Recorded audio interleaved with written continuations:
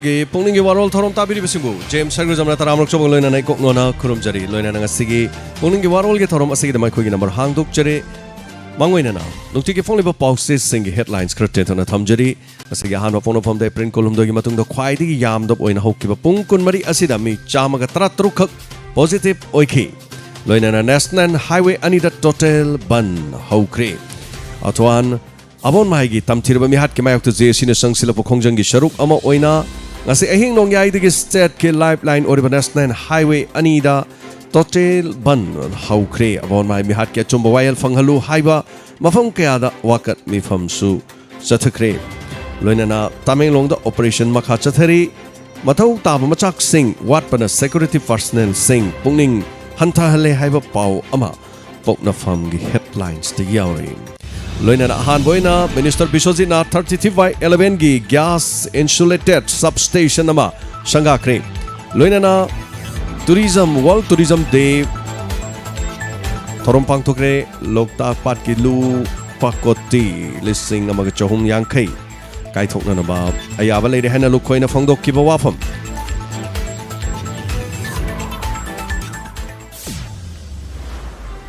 loinana ngasigi Huyalan pau gitu su abon mai mihat si minister ga wari sana bada mukasu yana ba puro kidre kongjang handok pa laite makha sathaki gani haina JC na phongdongli JC ye democratic kongjang sogot kan haina apun balup na phongdok kre loina na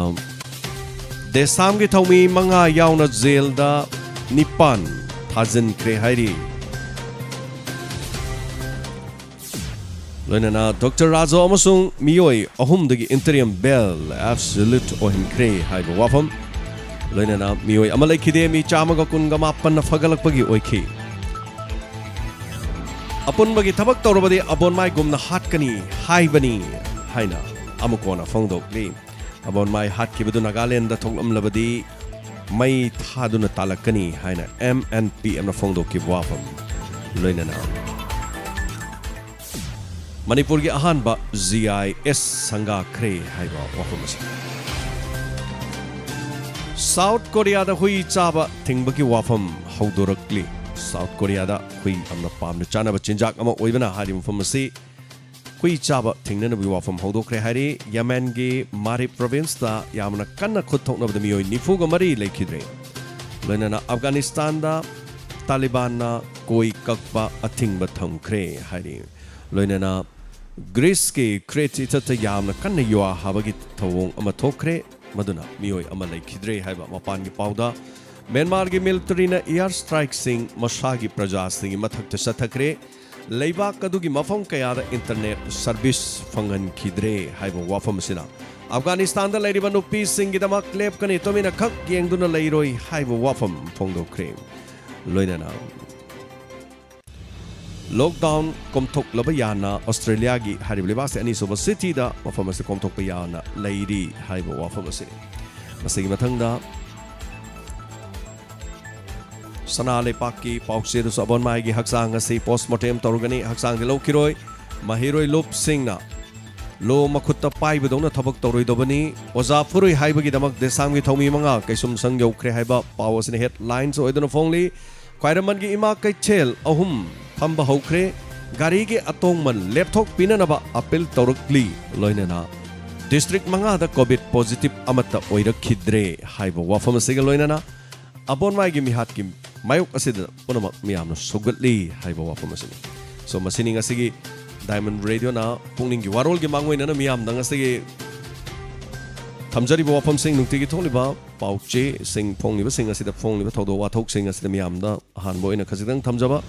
aduga makha tarak pasina diamond radio gi number 9077728200 da call tobiduna adomna adomgi pukning gi warol phongdok pibe yagani koigi number hangdok chare masi kaktana tana koigi zoom meeting da susang birak laga zoom meeting gi link ngasi gi live streaming ngasi makha da pijari se changbirak tana adomna adongi phone phangdrabaso hari bastagi video call tawduna thoramasi saruga bibi agani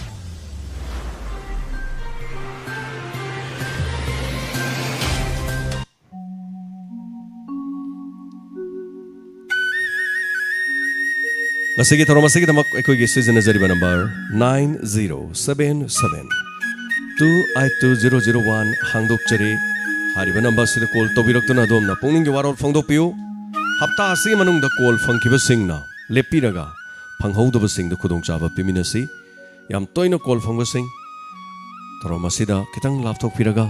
kanana kari hari haibadu taminasi khaminasi so yeminasi ngasi gi toromasida kanana ihan hana call torei kari phongdore haiba tonga tonga manipur gi mafam kya adagi phongdor liba miyam gi pungning warol taminasi hello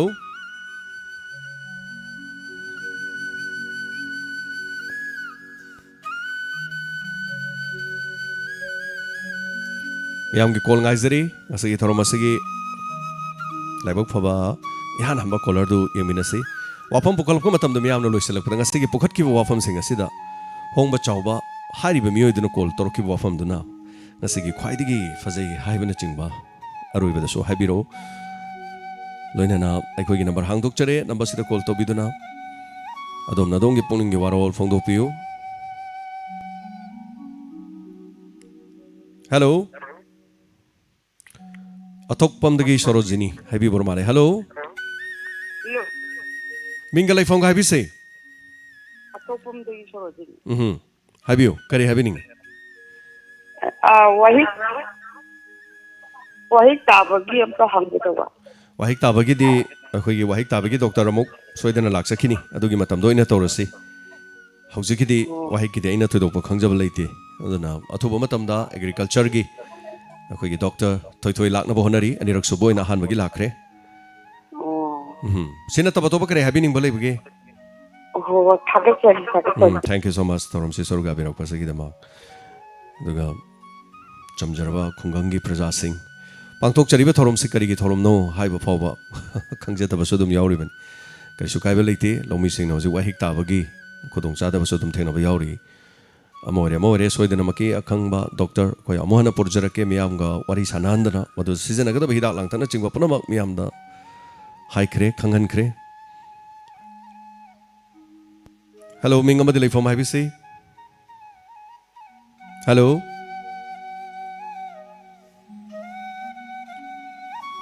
labak thibani adong ki call sitanadre sekmai digi tombi call to biramba aduga mathangi caller amada mo khodong chaba pizari kanana kari hari habadu yeminasi khaminasi loina ngasi gi zoom meeting da su sandok chari ba thoroma sigi link pizare hariba link sida changbiraga domna soidana maki yaubiu video call da phone phangde haiba sing ado thoroma sidi yaubiu haiduna haijari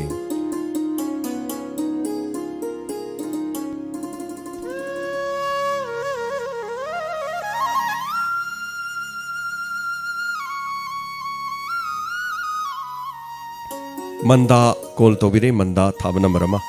adongi number se packet chabane dubu tanadre hello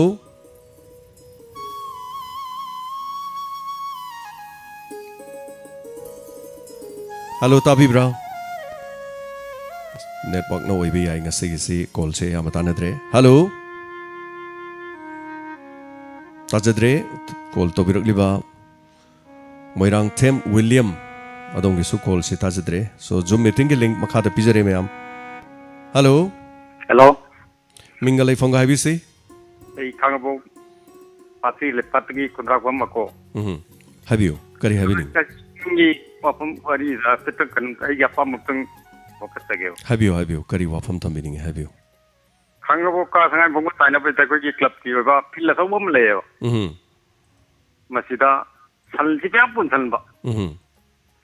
aduna gang ki khana pukho na ba yam no ga ye tawai tare hoi simtang mari san pundi ri ba mako jo ta bi beso sino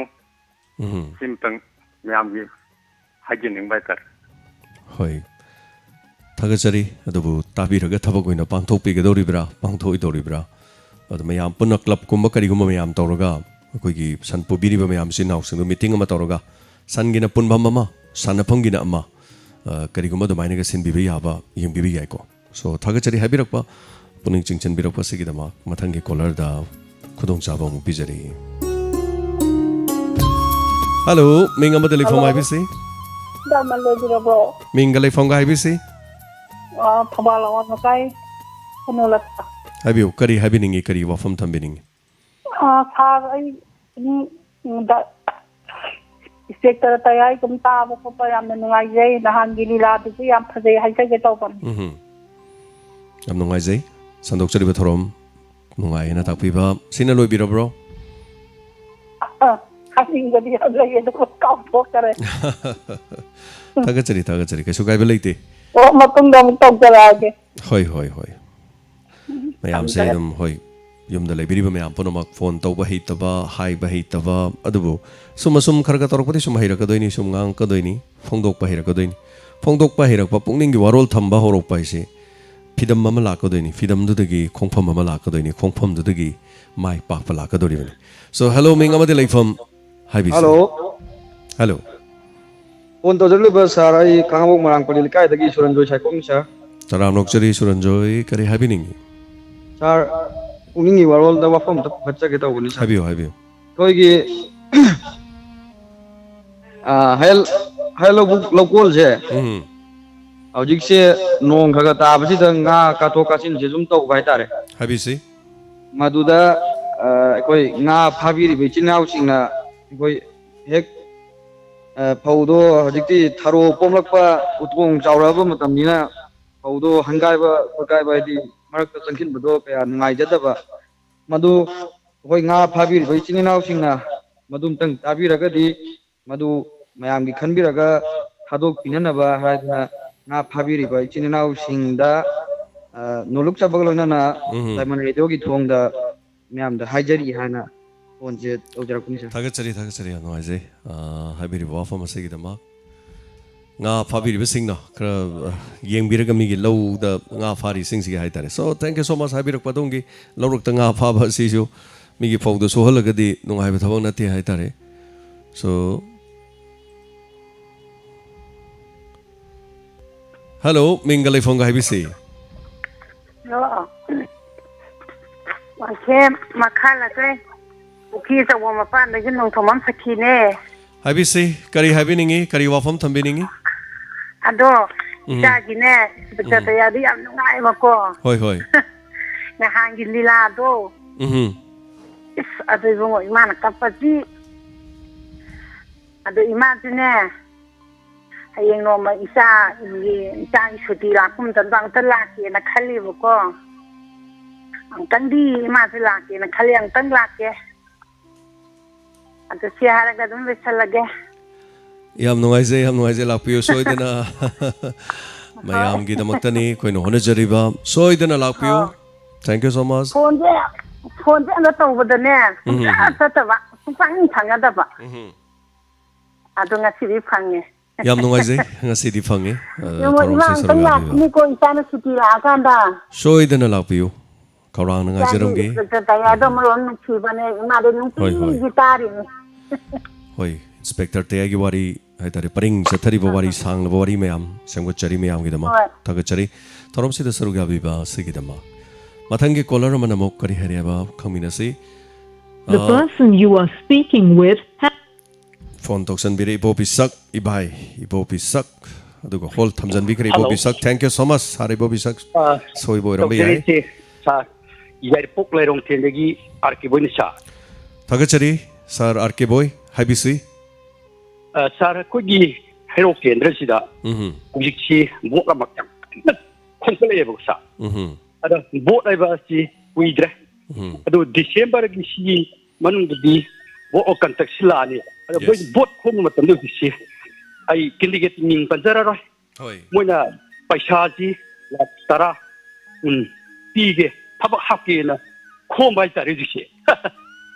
ꯑꯗ ꯑꯩꯅ advance ꯑꯣꯏꯅ ꯃꯣꯏꯗ ꯈꯔ ꯀꯥꯡꯊꯣꯛꯄ ꯃꯇꯝꯗ ꯅꯪꯒꯤ ꯅꯊꯧ ꯂꯩꯇꯦ ꯑꯩꯈꯣꯏ ꯏꯆꯥ ꯊꯕꯛ ꯇꯧꯔ ꯂꯣꯏꯔꯦꯅ ꯍꯥꯏꯕ ꯑꯗꯨ ꯃꯨꯟꯅ ꯈꯟꯕꯤꯌꯨ ꯄꯩꯁꯥ ꯍꯥꯏꯕꯁꯤ ꯇꯥꯟꯕꯗ ꯋꯥꯕꯅꯤ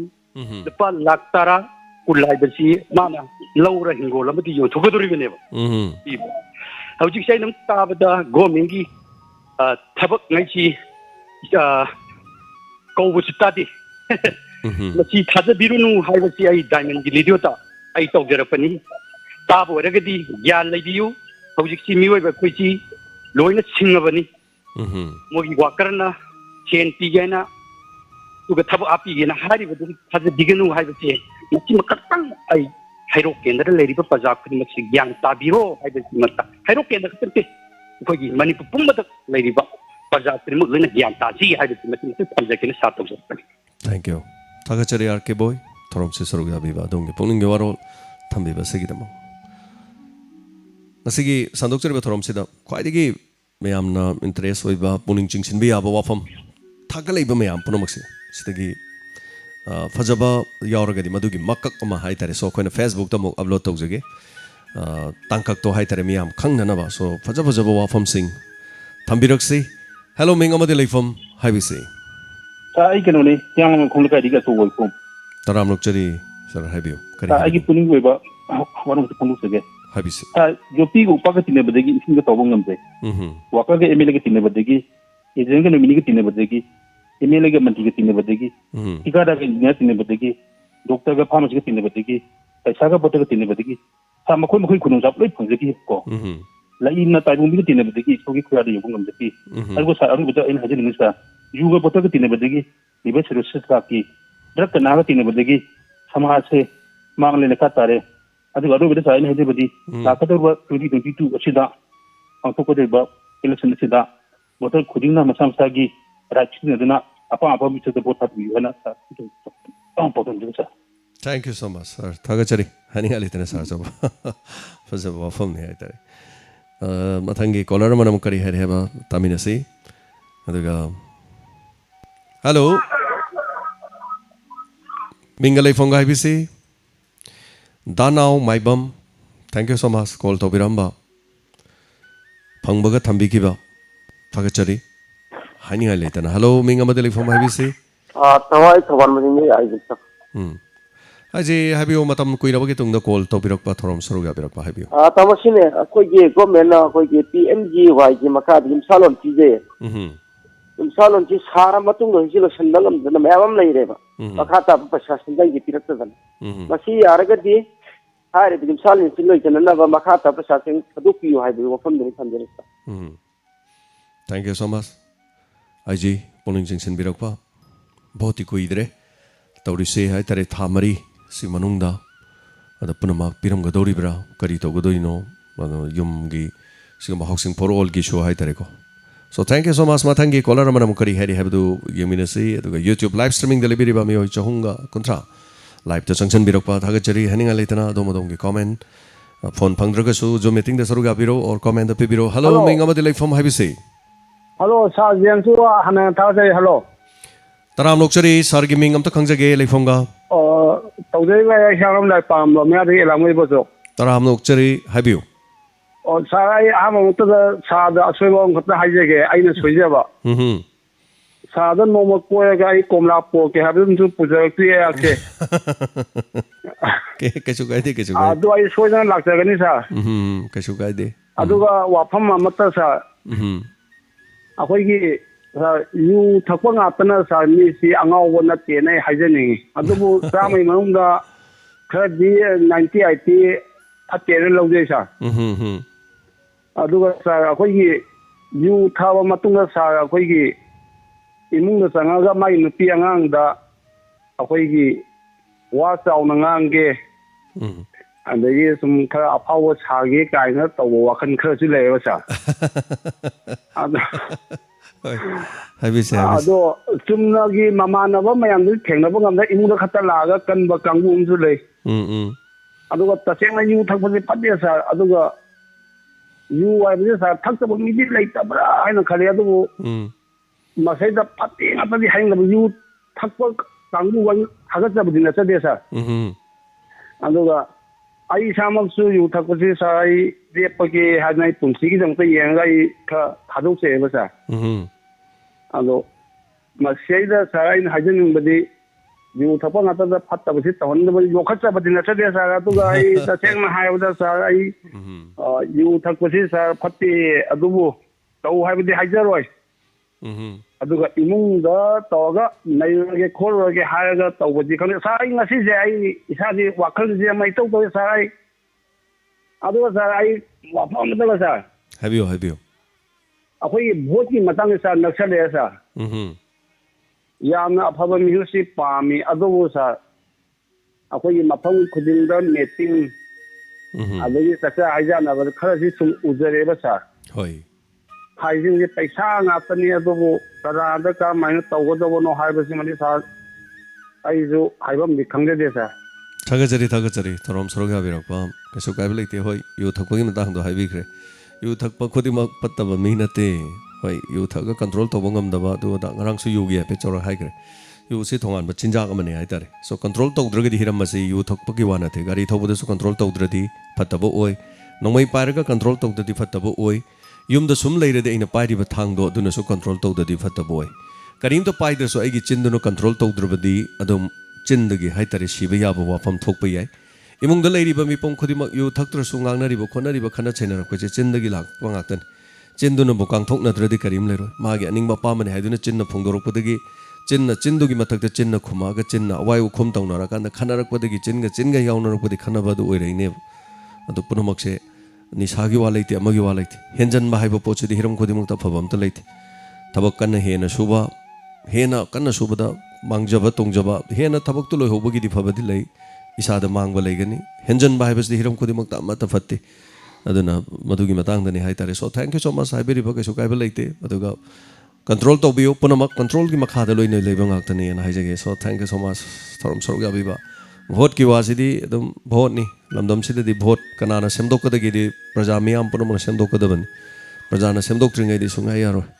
ꯑꯩꯈꯣꯏ ꯄꯨꯝꯅꯃꯛꯅ ꯀꯟꯇ꯭ꯔꯣꯜ ꯁꯤꯁꯨꯗꯅꯤ ꯃꯈꯥꯗꯅꯦꯕ ꯂꯥꯛꯀꯗꯣꯏꯁꯤ ꯁꯣ ꯊꯥꯒꯠꯆꯔꯤ ꯍꯜꯂꯣ ꯃꯤꯡꯒ ꯂꯩꯐꯝꯒ ꯍꯥꯏꯕꯤꯁꯤ Hello. Good afternoon. ꯃꯤꯡꯒ ꯂꯩꯐꯝꯒ ꯍꯥꯏꯕꯤꯁꯤ ꯑꯩ ꯂꯥꯡꯉꯊꯦꯜ ꯂꯩꯀꯣꯝꯗꯒꯤ ꯃꯥꯡꯂꯦꯝꯕꯤ ꯋꯥꯐꯝ ꯑꯃꯇ ꯍꯥꯏꯖꯒꯦ ꯍꯥꯏꯕꯤꯌꯨ ꯃꯥꯡꯂꯦꯝꯕꯤ ꯀꯔꯤ ꯍꯥꯏꯕꯤꯅꯤꯡꯉꯤ ꯅꯨꯄꯤ ꯍꯥꯏꯕꯁꯦ ꯈꯥꯡꯕ ꯀꯟꯒꯗꯕꯅꯤ ꯍꯥꯏꯕꯤꯔꯤꯀꯣ ꯑꯁꯤꯒꯤ ꯋꯥꯐꯝꯁꯤ ꯌꯥꯖꯅꯤꯡꯉꯤ ꯌꯥꯝꯅ ꯆꯨꯝꯕ ꯋꯥꯐꯝꯅꯦ ꯍꯥꯏꯖꯒꯦ ꯑꯗꯨꯕꯨ ꯏꯃꯨꯡꯗꯨꯗ ꯂꯩꯔꯝꯂꯤꯕ ꯃꯅꯦꯝ ꯃꯀꯨ ꯃꯆꯦ ꯃꯆꯟ ꯃꯈꯣꯏ ꯈꯔꯁꯤꯅ ꯃꯥꯟꯅꯔꯒ ꯐꯅ ꯀꯟꯅ ꯅꯩꯔꯒꯁꯨ ꯈꯥꯡꯕ ꯉꯝꯒꯅꯤ ꯍꯥꯏꯖꯒꯦ ꯃꯥꯒꯤ ꯃꯄꯨꯔꯣꯏꯕꯁꯤꯅ ꯅꯨꯄꯤꯗꯨꯒꯤ ꯃꯤꯆꯪ ꯆꯪꯉꯨ ꯍꯥꯏꯕ ꯅꯠꯇꯕ ꯅꯨꯄꯤꯗꯨꯅ ꯋꯥꯈꯜ ꯅꯨꯡꯉꯥꯏꯇ꯭ꯔꯤꯕꯗꯣ ꯅꯨꯄꯥꯗꯨꯅ ꯈꯥꯡꯕ ꯉꯝꯕꯒꯤ ꯋꯥꯍꯩ ꯋꯥꯇꯥ ꯁꯤꯖꯤꯟꯅꯗꯨꯅ ꯊꯧꯅꯥ ꯂꯤꯡꯖꯦꯜ ꯍꯥꯞꯄꯤꯕꯒꯤ ꯃꯍꯨꯠꯇ ꯅꯨꯄꯤꯗꯨꯒꯤ ꯃꯄꯨꯔꯣꯏꯕꯗꯣ ꯌꯥꯎꯅ ꯃꯈꯣꯏ ꯃꯁꯦꯟ ꯆꯞ ꯃꯥꯟꯅꯔꯒ ꯅꯨꯄꯤꯗꯨꯗ ꯑꯣꯠꯄꯤ ꯅꯩꯕꯤꯔꯒ ꯑꯗꯨ ꯑꯣꯏꯔꯗꯤ ꯐꯅ ꯀꯟꯅ ꯈꯥꯡꯕ ꯅꯨꯄꯤ ꯑꯣꯏꯔꯒꯁꯨ ꯈꯥꯡꯕ ꯁꯨꯉꯝ ꯉꯝꯗꯦ ꯍꯥꯏꯖꯒꯦ ꯃꯧꯗꯨꯅꯗꯤ ꯑꯩꯒꯤ ꯏꯃꯥ ꯏꯄꯥ ꯏꯆꯤꯟ ꯏꯅꯥꯎ ꯅꯨꯡꯁꯤꯔꯤꯕ ꯁꯨꯃꯥꯏꯅ ꯑꯩꯒꯤ ꯅꯨꯄꯥꯁꯤꯅꯁꯨ ꯃꯃꯥ ꯃꯆꯤꯟ ꯃꯅꯥꯎ ꯅꯨꯡꯁꯤꯔꯤꯕꯅꯤꯀꯣ ꯍꯥꯏꯕ ꯋꯥꯈꯜ ꯈꯔ ꯃꯤꯅꯨꯡꯁꯤ ꯂꯩꯅ ꯆꯠꯂꯦ ꯂꯩꯔꯝꯂꯤꯕ ꯃꯆꯦ ꯃꯆꯟ ꯃꯄꯨ ꯃꯄꯥꯗꯣ ꯊꯃꯣꯏ ꯁꯦꯡꯅ ꯅꯨꯡꯁꯤꯕ ꯑꯣꯏꯔꯒꯗꯤ ꯅꯨꯄꯥꯗꯨꯒꯤ ꯅꯨꯄꯤ ꯅꯠꯇ꯭ꯔꯒ ꯃꯕꯨꯡꯗꯨꯒꯤ ꯅꯨꯄꯤꯗꯣ ꯌꯥꯝꯅ ꯅꯨꯡꯁꯤꯕꯝ ꯊꯣꯛꯏ ꯍꯥꯏꯖꯒꯦ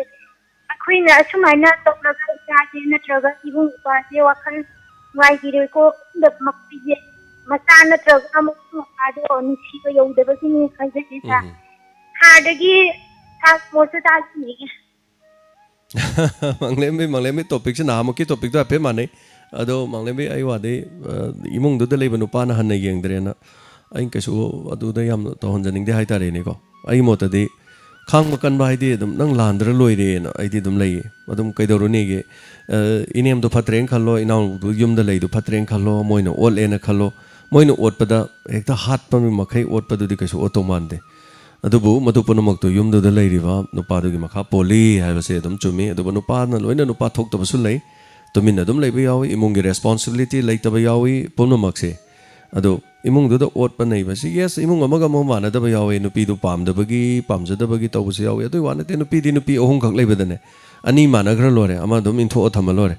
ꯑꯅꯤꯗꯨꯅ ꯑꯃꯗꯨꯒꯤ ꯃꯔꯝꯗꯣ ꯄꯉꯥꯡꯗ ꯑꯃꯗꯨ ꯂꯩꯐꯝ ꯆꯥꯐꯝ ꯈꯪꯗꯕꯁꯨ ꯑꯗꯨꯝ ꯌꯥꯏꯑꯕ ꯑꯗꯨ ꯏꯃꯨꯡꯗꯨꯗ ꯂꯩꯕ ꯃꯅꯦꯝꯕꯣꯛꯀ ꯃꯆꯟꯒ ꯑꯗꯩ ꯀꯔꯤ ꯍꯥꯏꯇꯥꯔꯦ ꯃꯆꯦꯒ ꯄꯥꯟꯅꯔꯒ ꯑꯗꯨꯃꯥꯏꯅ ꯄꯪꯇꯧ ꯇꯧꯈ꯭ꯔꯁꯨ ꯑꯗꯨꯝ ꯌꯥꯏ ꯑꯗꯨꯕꯨ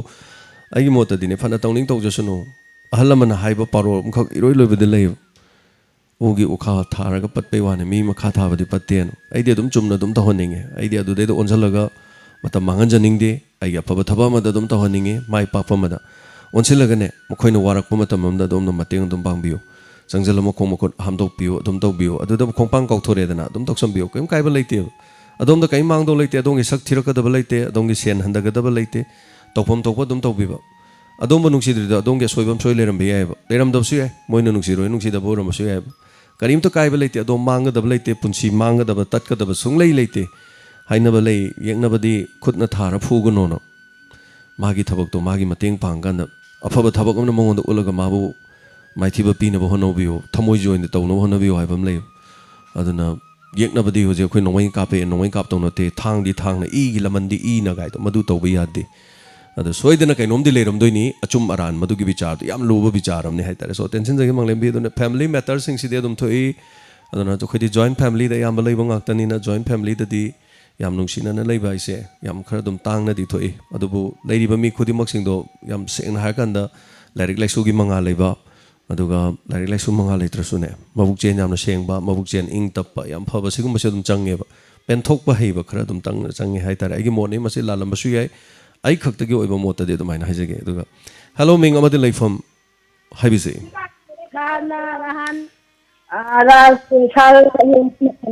ꯎꯅꯕꯒꯤ ꯂꯧꯔꯨꯕꯩ ꯄꯣꯠ ꯇꯥꯡꯈꯠꯄꯅꯦ ꯍꯥꯏꯕꯗꯣ ꯌꯥꯝ ꯐꯖꯩꯌꯦ ꯀꯔꯤ ꯍꯥꯏꯕꯤꯕ ꯅꯍꯥꯟ ꯀꯩꯅꯣꯗꯣ ꯏꯆꯦꯀꯤ ꯑꯣ ꯐ꯭ꯔꯤ ꯂꯧꯔꯨꯕꯒꯤ ꯄꯣꯠ ꯆꯩ ꯇꯥꯡꯈꯠꯄꯗꯣ ꯍꯣꯏ ꯐ꯭ꯔꯤ ꯂꯧꯔꯨꯕꯩ ꯄꯣꯠ ꯇꯥꯡꯈꯠꯄꯅꯦꯗ ꯌꯥꯝ ꯆꯨꯝꯕ ꯋꯥꯅꯤ ꯌꯥꯝ ꯆꯨꯝꯃꯤ ꯑꯗꯩ ꯂꯤꯂꯥꯗꯨꯁꯨ ꯌꯥꯝ ꯐꯖꯩ ꯅꯨꯡꯗꯥꯡꯒꯤꯗꯣ ꯍꯣꯏ ꯍꯣꯏ ꯑꯗꯒꯤ ꯚꯣꯠꯀꯤꯗꯤ ꯈꯔ ꯑꯃꯅ ꯀꯦꯟꯗꯤꯗꯦꯠ ꯌꯥꯝ ꯃꯁꯤꯡ ꯊꯤꯅ ꯂꯩꯈꯔꯦ ꯂꯤꯁꯤꯡ ꯌꯦꯜꯂꯁꯨ ꯂꯤꯁꯤꯡ ꯐꯪꯒꯅꯤꯒ 2 ꯐꯪꯒꯅꯤꯒ ꯑꯩꯈꯣꯏꯅ ꯄꯩꯁꯥꯕꯨꯗꯤ ꯑꯩꯈꯣꯏꯗꯤ ꯂꯧꯖꯔꯔꯣꯏꯁꯨ ꯈꯜꯂꯦ ꯂꯧꯁꯨ ꯂꯧꯗꯦ ꯍꯥꯏꯅꯁꯨ ꯑꯩ ꯐꯤꯒꯤ ꯄꯣꯠꯁꯨ ꯑꯝꯇ ꯄꯥꯝꯗ꯭ꯔꯦ ꯆꯠꯄ ꯁꯨꯝ ꯁꯥꯎꯕ ꯂꯩꯇꯦꯅꯗꯤ ꯈꯟꯖꯩ ꯍꯣꯏ ꯑꯗꯨꯒ ꯑꯁ ꯚꯣꯠꯁꯤꯗꯤ ꯇꯧꯅꯔꯤꯕ ꯃꯌꯥꯝ ꯈꯪꯗꯦ ꯀꯩ ꯍꯥꯏꯗꯣꯏꯅꯣ ꯑꯗꯒꯤ ꯑꯃ ꯀꯔꯤ ꯑꯩꯈꯣꯏꯒꯤ ꯆꯤꯡꯃꯤꯒꯤ ꯏꯆꯤꯟ ꯏꯅꯥꯎ ꯑꯃ ꯂꯩ ꯀꯩꯅꯣꯗꯣ ꯑꯗꯨꯁꯨ ꯌꯥꯝ ꯅꯨꯡꯉꯥꯏꯇꯦ ꯁꯥꯔ ꯑꯩ ꯃꯣꯠꯇꯗꯤꯀꯣ ꯍꯣꯏ ꯍꯣꯏ ꯃꯣꯏ ꯐꯥꯏꯁꯨ ꯎꯍꯧꯋꯦꯕ ꯍꯥꯏꯀꯣ ꯃꯣꯏ 3 ꯈꯛ ꯂꯥꯛꯄꯅꯦ ꯑꯩ ꯅꯣꯡꯃꯩ ꯄꯥꯏ ꯑꯗꯨꯝ ꯇꯥꯏ ꯑꯗꯨꯒ ꯀꯥꯞꯊꯠꯅꯔꯒ ꯍꯥꯠꯄꯗꯤ ꯂꯣꯏꯔꯦꯅ ꯑꯗꯨꯝ ꯂꯣꯏꯅꯃꯛ ꯑꯍꯨꯝꯗꯨꯗꯤ ꯂꯧꯕꯗꯤ ꯐꯕ꯭ꯔꯥꯅꯗꯤ ꯈꯜꯂꯤ ꯀꯌꯥꯗꯨꯗ ꯀꯥꯞꯁꯤꯜꯂ ꯂꯣꯏꯔꯦ ꯃꯣꯏꯅ ꯄꯨꯔꯤꯗꯣ ꯐꯨꯅꯕ ꯈꯣꯠꯄ ꯐꯣꯟꯗ ꯊꯥꯒꯠꯅꯕ ꯄꯨꯔꯤ ꯃꯌꯥꯝꯗꯣ ꯑꯗꯨ ꯊꯤꯅ ꯇꯧꯕꯤꯕꯗꯤ ꯌꯥꯝ ꯅꯨꯡꯉꯥꯏꯇꯦ ꯍꯣꯏ ꯃꯗꯨꯒꯤ ꯈꯣꯡꯖꯪ ꯆꯪꯁꯤꯜꯂꯤ ꯈꯣꯡꯖꯪꯁꯨ ꯃꯌꯥꯝ ꯄꯨꯝꯅꯃꯛꯅ ꯂꯣꯏꯅ ꯁꯧꯒꯠꯂꯤ ꯕꯟ ꯇꯧꯕ ꯍꯥꯏꯁꯤ ꯃꯌꯥꯝꯅ ꯄꯥꯝꯅꯗꯦ ꯑꯗꯨꯕꯨ ꯕꯟꯗꯤ ꯂꯣꯛꯗꯥꯎꯟꯅꯁꯨ ꯕꯟꯗꯧꯅ ꯑꯗꯨꯝ ꯇꯧ ꯂꯩꯔꯝꯅꯤ ꯃꯔꯛꯁꯤꯗ ꯕꯟꯅꯦꯅ ꯇꯧꯕꯗ ꯃꯌꯥꯝꯅꯁꯨ ꯑꯗꯨꯝ ꯂꯣꯏꯅ ꯁꯧꯒꯠꯂꯤ ꯆꯤꯡꯃꯤ ꯇꯝꯃꯤ ꯑꯃꯠꯇ ꯈꯥꯏꯗꯦ ꯑꯩꯈꯣꯏ ꯑꯃꯠꯇꯅꯤ ꯍꯥꯏꯕꯒꯤ ꯋꯥꯈꯜꯂꯣꯟꯗ ꯂꯦꯞꯄ ꯑꯗꯨꯒꯨꯝꯕ ꯆꯤꯡꯃꯤ ꯑꯃꯅꯤ ꯆꯤꯡꯃꯤ ꯂꯨꯆꯤꯡꯕ ꯑꯃ ꯍꯥꯏꯇꯥꯔꯦ ꯑꯗꯨꯒ ꯑꯆꯨꯝꯕ ꯈꯔ ꯑꯗꯨꯝ ꯉꯥꯡꯖꯕ ꯑꯗꯨꯕꯨ ꯑꯦꯅꯤꯋꯦ ꯑꯃ ꯑꯣꯏꯔꯦ ꯍꯥꯠꯄ ꯇꯨꯞꯄꯗꯨꯗꯤ ꯌꯥꯗꯦ ꯅꯨꯃꯤꯠꯇꯨꯒꯤ ꯊꯧꯗꯣꯛꯇꯨꯗꯤ ꯃꯌꯥꯝ ꯄꯨꯝꯅꯃꯛ ꯌꯥꯝ ꯅꯨꯡꯉꯥꯏꯇꯦ ꯇꯦꯟꯁꯤꯟꯖꯒꯦ ꯁꯪꯒꯤꯇ ꯊꯥꯒꯠꯆꯔꯤ ꯊꯧꯔꯝꯁꯤꯗ ꯁꯔꯨꯛ ꯌꯥꯕꯤꯕ ꯑꯆꯨꯝꯕꯅꯤ ꯑꯩꯈꯣꯏ ꯍꯤꯗꯥꯛ ꯀꯥꯞꯄꯤ ꯐ꯭ꯔꯤꯅꯤ ꯐ꯭ꯔꯤꯗꯨ ꯀꯥꯞꯄꯕꯅꯤꯅ ꯐ꯭ꯔꯤꯗꯨꯗꯤ ꯈꯣꯝꯒꯠꯇꯕ ꯌꯥꯗꯦ ꯑꯗꯨꯅ ꯄꯣꯠꯂꯝꯗꯨꯗꯤ ꯀꯗꯥꯏꯗꯒꯤ ꯚꯦꯠ ꯍꯥꯏꯁꯤꯅꯤ ꯃꯌꯥꯝꯅ ꯚꯦꯂꯨ ꯑꯦꯗꯦꯠ ꯇꯦꯛꯁ ꯑꯗꯨꯒꯤ ꯂꯥꯛꯏꯕ ꯃꯌꯥꯝ ꯌꯨꯝꯗ ꯂꯩꯕꯤꯔꯤꯕꯁꯤꯡꯅ ꯑꯗꯨ ꯚꯦꯠ ꯀꯔꯤꯅೋ ꯈꯪꯗꯕꯁꯨ ꯑꯗꯨꯝ ꯌꯥꯎꯏ ꯍꯧꯖꯤꯛ ꯃꯇꯝꯗ ꯍꯥꯏꯇꯥꯔꯦ ꯑꯗꯣ ꯂꯥꯏꯔꯤꯛ ꯂꯥꯏꯁꯨ ꯍꯩꯕ ꯑꯗꯨ ꯃꯌꯥꯝ ꯄꯨꯝꯅꯃꯛꯅꯗꯤ ꯚꯦꯠ ꯀꯔꯤꯅೋ ꯑꯗꯨꯝ ꯈꯪꯉꯤ ꯑꯗꯨꯒ ꯑꯁꯦꯡꯕꯅꯤ ꯇꯦꯛꯁ ꯍꯥꯏꯇꯥꯔꯦ ꯑꯩꯈꯣꯏꯒꯤ ꯇꯦꯛꯁꯅ ꯆꯂꯥꯏꯔꯤꯕꯅꯤ ꯍꯧꯖꯤꯛ ꯄꯥꯜꯂꯤꯕ ꯂꯩꯉꯥꯛꯁꯤꯗꯤ ꯀꯅꯥꯅꯅꯣ ꯍꯥꯏ ꯀꯥꯟꯗ ꯑꯩꯈꯣꯏ ꯄ꯭ꯔꯖꯥ ꯃꯤꯌꯥꯝꯗꯒꯤ ꯂꯧꯕ ꯇꯦꯛꯁꯇꯨꯅ ꯃꯗꯨꯒꯤ ꯄꯩꯁꯥꯗꯨꯅꯅꯦꯕ ꯄꯥꯜꯂꯤꯁꯦ ꯑꯗꯨꯅ ꯍꯦꯜꯂꯣ ꯃꯤꯡ ꯑꯃꯗ ꯂꯩꯐꯝ ꯍꯥꯏꯕꯤꯁꯦ ꯍꯦꯜꯂꯣ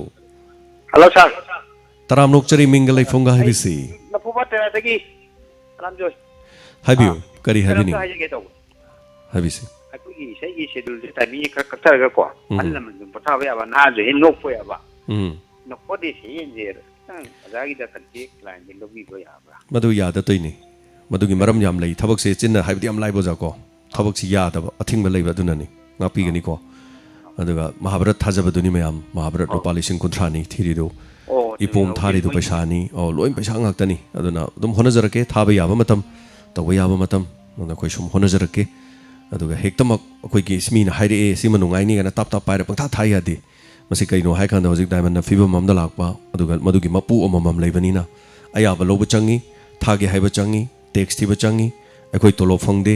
ꯑꯗ ꯑꯩꯈꯣꯏꯅ ꯇꯧꯖꯔꯤꯁꯦ ꯃꯌꯥꯝꯅ ꯈꯔ ꯄꯤꯔ ꯈꯔ ꯆꯥꯔꯒ ꯈꯔ ꯇꯧꯖꯕꯩ ꯋꯥꯅꯤ ꯁꯤꯒꯤ ꯔꯦꯗꯤꯑꯣ ꯆꯦꯅꯦꯜꯁꯤꯗꯤ ꯑꯉꯛꯄ ꯔꯦꯗꯤꯑꯣꯅꯦꯕ ꯑꯩꯈꯣꯏ ꯃꯅꯤꯄꯨꯔꯗ ꯂꯩꯔꯤꯁꯤ ꯃꯔꯤꯅꯤ ꯂꯩꯔꯤꯁꯤ ꯁꯤ ꯃꯔꯤꯁꯤꯗꯤ ꯑꯩꯈꯣꯏ ꯅꯣꯏ ꯀꯣꯝꯄꯤꯇꯤꯁꯟ ꯇꯧꯅꯧ ꯅꯣꯏ ꯁꯨꯃꯥꯏꯅ ꯇꯧ ꯑꯊꯣꯏ ꯑꯍꯦꯟ ꯇꯥꯅꯧ ꯑꯗꯨ ꯇꯧꯔꯨꯁꯣꯅ ꯍꯥꯏꯕ ꯅꯠꯇꯦꯕ ꯃꯌꯥꯝ ꯄ꯭ꯔꯣꯒ꯭ꯔꯥꯝ ꯁꯟꯗꯣꯛꯎ ꯃꯌꯥꯝꯒꯤ ꯑꯅꯤꯡꯕ ꯑꯄꯥꯝꯕ ꯐꯣꯡꯗꯣꯛꯍꯜꯂꯨ ꯃꯈꯣꯟ ꯊꯣꯛꯇꯕ ꯊꯃꯣꯏꯁꯤꯡꯗꯨ ꯃꯈꯣꯟ ꯊꯣꯛꯍꯜꯂꯨ ꯃꯈꯣꯏꯅ ꯇꯧꯖꯔꯤꯕ ꯊꯕꯛꯁꯦ ꯃꯤ ꯈꯪꯕꯗ ꯀꯥꯟꯅꯕ ꯂꯩꯕꯁꯤꯡꯗꯣ ꯈꯪꯉꯒ ꯀꯥꯟꯅꯔꯒ ꯃꯗꯨꯗꯒꯤ ꯏꯟꯁꯄꯌꯥꯔ ꯃꯣꯇꯤꯚꯦꯁꯟ ꯂꯧꯔꯀꯥꯟꯗ ꯑꯩꯈꯣꯏ ꯆꯥꯎꯈꯠꯅꯅꯕ ꯍꯣꯠꯅꯃꯤꯟꯅꯧ ꯅꯈꯣꯏ ꯅꯨꯡꯁꯤꯅꯧ ꯀꯝꯃ꯭ꯌꯨꯅꯤꯇꯤꯒꯤ ꯑꯃꯠꯇ ꯑꯣꯏꯕ ꯄꯨꯟꯁꯤꯟꯅꯅꯕ ꯁꯥꯒꯠꯂꯨ ꯀꯥꯡꯂꯨꯞꯀꯤ ꯏꯔꯥꯡ ꯊꯣꯛꯇꯅꯅꯕ ꯑꯩꯈꯣꯏ ꯑꯃꯠꯇꯅꯤ ꯋꯤ ꯑꯥꯔ ꯑꯣꯜ ꯋꯥꯟ ꯑꯩꯈꯣই ꯑꯃꯠꯇꯅꯤ ꯍꯥꯏꯕꯁꯦ ꯈꯪꯅꯅꯕ ꯁꯨꯅꯤꯡꯅꯕ ꯅꯣꯝꯅꯤꯡꯅꯕ ꯊꯕꯛ ꯁꯨꯅꯤꯡꯗꯅ ꯂꯩꯔꯤꯕ ꯃꯤꯁꯤꯡ ꯑꯗꯣ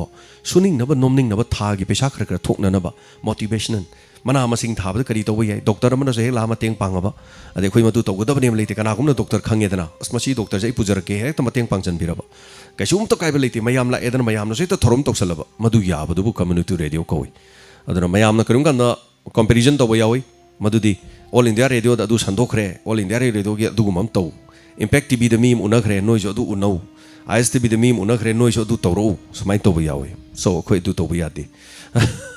yam luri je kaino da paisa yaudana di thabak tawba yadaba leiba so jinau sing da mayam sandongna takchabani kakchabanate matam ama soidan lakini akhoi hana nokphade masing langamdana thakre tharakhigani lakhigani ipo masing langamdana thakre tharakhigani lakhigani thaba yada toin adun honazarake so tawba yaba yadaba matang se haitare ko so thagachari isai gidi isai ji tharibi isai khudi moksisu paisa thiribani sisuni lady wafam se yam logre thabak khudi mokse arai bam ta leite hauji ki matam je haitare hello ming amadi like from ibc sar ai chwari ko ki taram lokchari habiyo sar agoi lagi niha da gi khallu gada wa khu de yam ngai ke ma ge family ni mani na khalam dori wa khal ni hoi ga ma tu manipur gi angam mathau mayang gi program chatlaga namdana phagi ra ni hathi na hathi thi maki koi mi amo gi thamoi ta yam na ngai to ke ma gi mung gi awa ba madu ai gi mit hek u dang na khanjai na ai gi pung waron thong ko per pin sa thagazari sar ko gel na ngai ta ba thodok ni hai tare thank you habirak pasagi dama nasai sin na ma google pay number habiro na hairakki ba mi yawi aduga google pay da paisa kapa loiraga su adongi address ming leifam phajani ibiro madu khoina ning thijana isanjaraga mathangi numita lauthok na bhana jai mathangi numita lauthok pungam darsu mathangi numit amada lauthok jai madugi lakliba senpham sing aduna hai tare khoina diamond na mathang thabak ya da sangsin jaba ngasi phawbada ngamjari bani masi miyam gi matheng na haijaba tare hello ming amada leifam habisi hello ming leifam habisi Tawal pakang bong degi anandi ne. Habiyo kari habiningi kari wafam taminingi habiyo. Oji apai bara gi wafam sida adum haina dana lagli ba. Masi apai lenga anaga di masi bara gi mo na lepi baga di ya da bazala masi tang lepi raga di. Yam no aja kane khanja ba masi da lam hela di excel sima lokha kani ya na mo na taw di ga di yam no aja ga dra na khanja ba. aduga sa ai oi bo pang khataga ai wa khal de yamna nunga jadaba ama khang lai ba ha ta ka habiyo ai gi mang sida sa ai se sirane na haram ba ta re ba aduna ai se siradane habezi wa khal sida sam nunga jadaba du kari wa khalaga nunga jadege sim tang khangjanin ba Sirani haji kai gino. Kari hada. Tapi bro, sirani haji kari hai no. Ai mang ida na. Mang da sirani hai ram bagiro. Mang da. Kaisu leite da. Mang da haram ata. Adu kaisu leite da. Kanana kari gi. Siba idi no madum sido leire adu bu. Siba gi tama kyam thoino wa birun. Ai gi pokponu mi da siba gi no mit ikraban. Adu ga ina tok thorok pa thabak Isorna di nang chahi humpu da siyo haiba. Aduba aina di aran ma thabak am tawba. Migi kari haini khuran chinthi mina hat ka do mafam kap to mafam da zum lep le ro da idum si tam. Anyway adu kasum da khanbiru no hoji adom naran ma toruba leite yum gi wani mang wa khanda nungai taba na mi siba hat pa tu pa gi wari taru raga sumang da do mangak pa yawi nungsiraba imai bel migi mama phajaba nungsiba uru raga gi su ima ning singa di mang da dum uba yawi da nungai taba mangla na mani khanbira kanda dum kau thokpiu karigumada thabak khodimak sum ningsingduna leiba mase karigumam samna kau thokpa tambasu yamna phai haitare karigi sirunegi mangda hairama bo haitare ko so thagachari hana thorom sida saruga birakwa daga hello ming amade leifam haibisi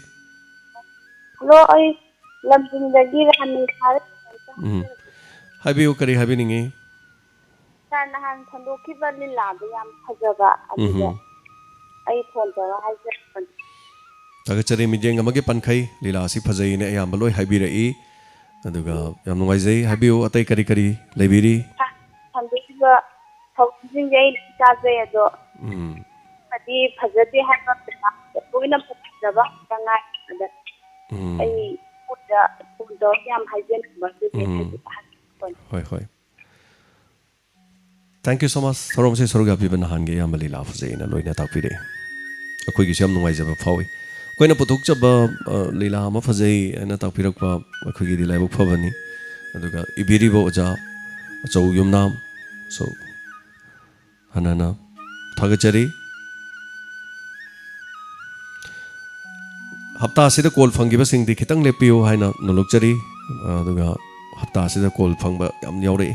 ꯑꯗꯨꯅ ꯃꯌꯥꯝꯅ ꯈꯖꯤꯛꯇꯪ ꯍꯞꯇꯥ ꯑꯁꯤꯃꯒꯤꯗꯤ ꯂꯦꯞꯄꯤꯔꯒ ꯀꯅꯥ ꯀꯅꯥꯒꯤ ꯀꯔꯤ ꯀꯔꯤ ꯍꯩꯔꯛꯄ ꯇꯥꯃꯤꯟꯅꯁꯤ hello ꯃꯤꯡ ꯑꯃꯗꯤ ꯂꯩꯐꯝ ꯍꯥꯏꯕꯤꯁꯤ ꯑꯩ ꯅꯣꯡꯄꯣꯛ ꯀꯩꯊꯦꯜ ꯃꯥꯟꯕꯤ ꯊꯧꯕꯥꯜ ꯇꯦꯔꯦꯁ ꯃꯔꯛꯇꯒꯤꯅꯦ ꯁꯥꯔ ꯅꯣꯡꯄꯣꯛ ꯀꯩꯊꯦꯜ ꯃꯥꯟꯕꯤꯗꯒꯤ ꯍꯥꯏꯕꯤꯌꯨ ꯑꯣꯖꯥ ꯀꯔꯤ ꯍꯥꯏꯕꯤꯅꯤꯡꯉꯤ ꯍꯥꯏꯕꯤꯌꯨ ꯑꯩꯈꯣꯏꯒꯤ ꯊꯧꯕꯥꯜ ꯇꯨꯔꯦꯟꯁꯦ ꯍꯣꯏ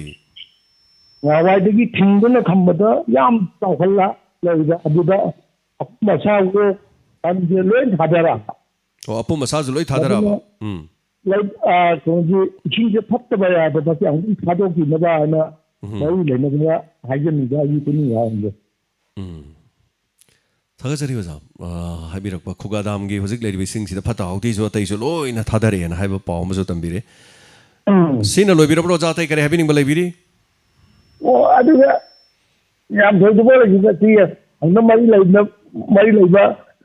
ꯑꯣꯊꯣꯔꯤꯇꯤꯗꯨꯅ ꯑꯃꯨꯛꯇꯪ ꯇꯧꯔꯒ ꯊꯥꯗꯣꯛꯄꯤꯌꯨ ꯍꯥꯏꯅ ꯍꯥꯏꯖꯕ ꯑꯗꯨꯅ ꯏꯁꯤꯡꯁꯦ ꯑꯃꯨꯛ ꯊꯥꯗꯣꯛꯄꯤꯌꯨ ꯍꯥꯏꯕꯒꯤ ꯋꯥꯐꯝ ꯑꯃ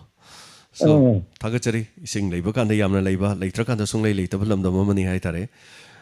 ꯅꯣꯡ ꯆꯤꯡ ꯆꯥꯡ ꯅꯥꯏꯅ ꯆꯨꯕ ꯃꯇꯝ ꯅꯥꯏꯅ ꯆꯨꯔꯝꯕꯗꯣ ꯃꯥꯂꯦꯝꯁꯤꯒꯤ ꯑꯣꯏꯅ ꯑꯑꯣꯟꯕ ꯑꯍꯣꯡꯕ ꯃꯗꯨꯒꯤ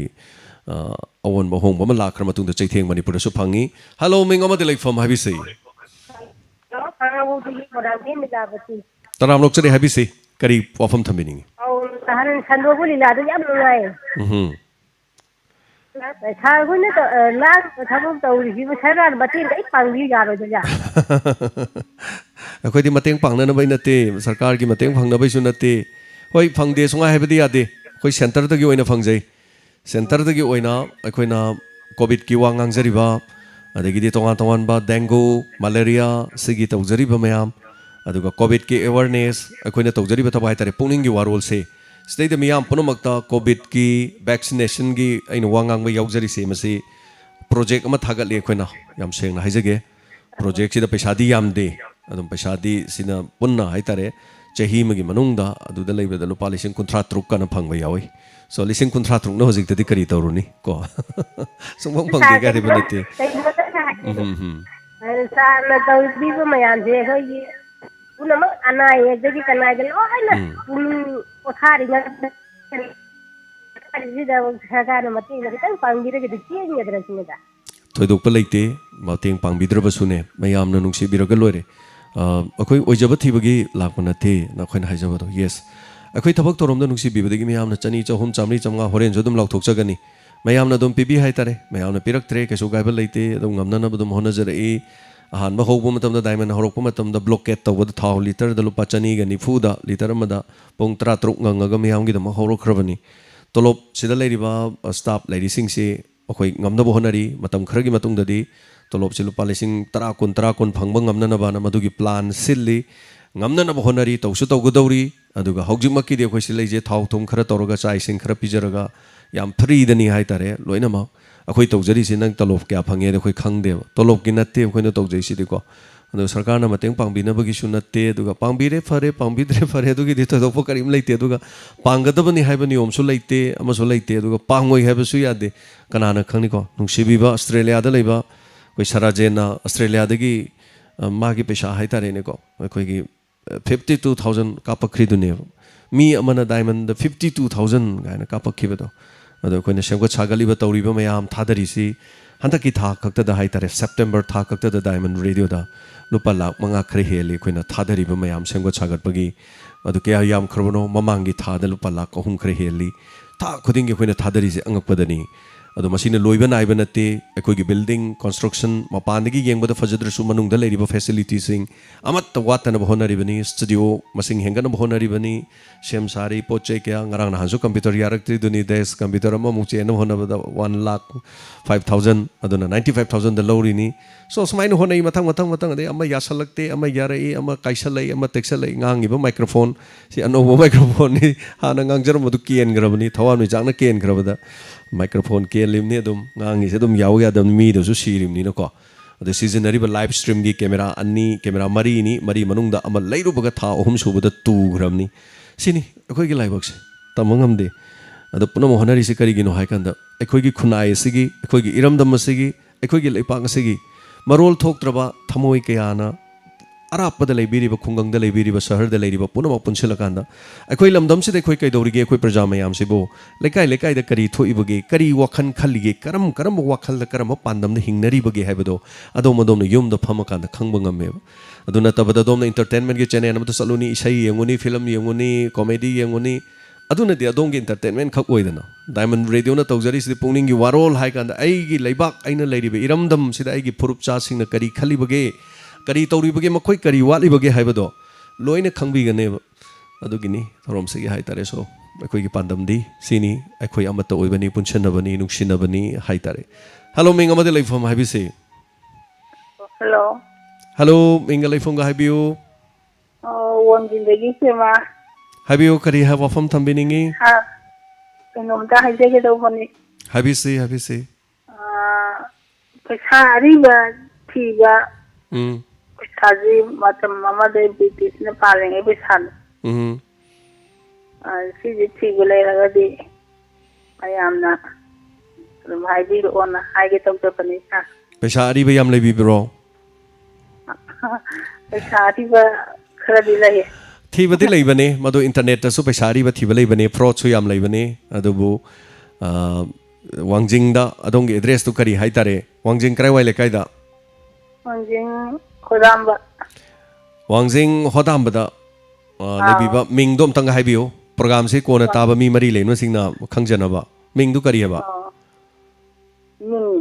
ꯌꯨꯝꯅꯥꯛꯀ ꯃꯤꯡ ꯑꯝꯇ ꯍꯥꯏꯕꯤꯌꯨ ꯌꯨꯝꯅꯥꯛ ꯊꯧꯅꯥꯎꯖꯝ ꯄ꯭ꯔꯦꯃꯥꯕꯇꯤ ꯋꯥꯡꯖꯤꯡ ꯍꯣꯗꯥꯝꯕꯗ ꯄꯩꯁꯥ ꯕ꯭ꯔꯤꯇꯤꯁꯀꯤ ꯃꯇꯝꯗ ꯂꯩ ꯄꯩꯁꯥ ꯑꯔꯤꯕ ꯂꯩ ꯇꯉꯥꯏ ꯐꯗꯕ ꯃꯗꯨ ꯁꯦꯜ ꯑꯣꯟꯊꯣꯛꯅꯤꯡꯕ ꯈꯣꯠꯅꯤꯡꯕ ꯃꯤ ꯂꯩꯔꯗꯤ ꯃꯗꯨ ꯍꯥꯏꯖꯒꯦꯅ ꯍꯥꯏꯕꯅꯤ ꯁꯣ ꯊꯦꯡꯛ ꯌꯨ ꯁꯣ ꯃꯁ ꯊꯧꯔꯝꯁꯤꯗ ꯊꯥꯒꯠꯆꯔꯤ ꯄ꯭ꯔꯦꯃꯥ ꯍꯥꯏꯕꯤꯔꯛꯄꯗ ꯊꯥꯒꯠꯆꯔꯤ ꯃꯁꯤꯅꯤ ꯑꯩꯈꯣꯏ ꯃꯌꯥꯝ ꯈꯪꯉꯤꯗꯅꯀꯣ ꯁꯦ ꯄ꯭ꯔꯦꯃꯥ ꯀꯧꯕ ꯊꯧꯅꯥꯎꯖꯝ ꯄ꯭ꯔꯦꯃꯥ ꯀꯧꯕꯤ ꯅꯨꯄꯤ ꯑꯃ ꯋꯥꯡꯖꯤꯡ ꯍꯣꯗꯥꯝꯕꯗꯒꯤ ꯄꯩꯁꯥ ꯑꯔꯤꯕ ꯌꯥꯝ ꯂꯩ ꯍꯥꯏꯔꯤ ꯁꯦ ꯊꯧꯔꯝꯁꯤꯒꯤ ꯃꯇꯦꯡꯅ ꯈꯪꯉꯤꯅꯦꯕ ꯑꯗꯣ ꯄꯩꯁꯥ ꯑꯔꯤꯕ ꯊꯤꯕ ꯃꯤ ꯂꯩꯔꯒꯗꯤ ꯁꯣ ꯇ꯭ꯔꯥꯏ ꯇꯧꯕꯤꯌꯨ ꯍꯜꯂꯣ ꯃꯤꯡ ꯑꯃꯗꯤ ꯂꯩꯐꯝ ꯍꯥꯏꯕꯤꯁꯤ ꯂꯥꯃꯩꯗꯣ ꯃꯃꯥꯡ ꯂꯩꯀꯥꯏꯗꯒꯤ ꯃꯪꯒꯤꯇꯥ ꯍꯥꯏꯕꯤꯌꯨ ꯀꯔꯤ ꯍꯥꯏꯕꯤꯅꯤꯡꯉꯤ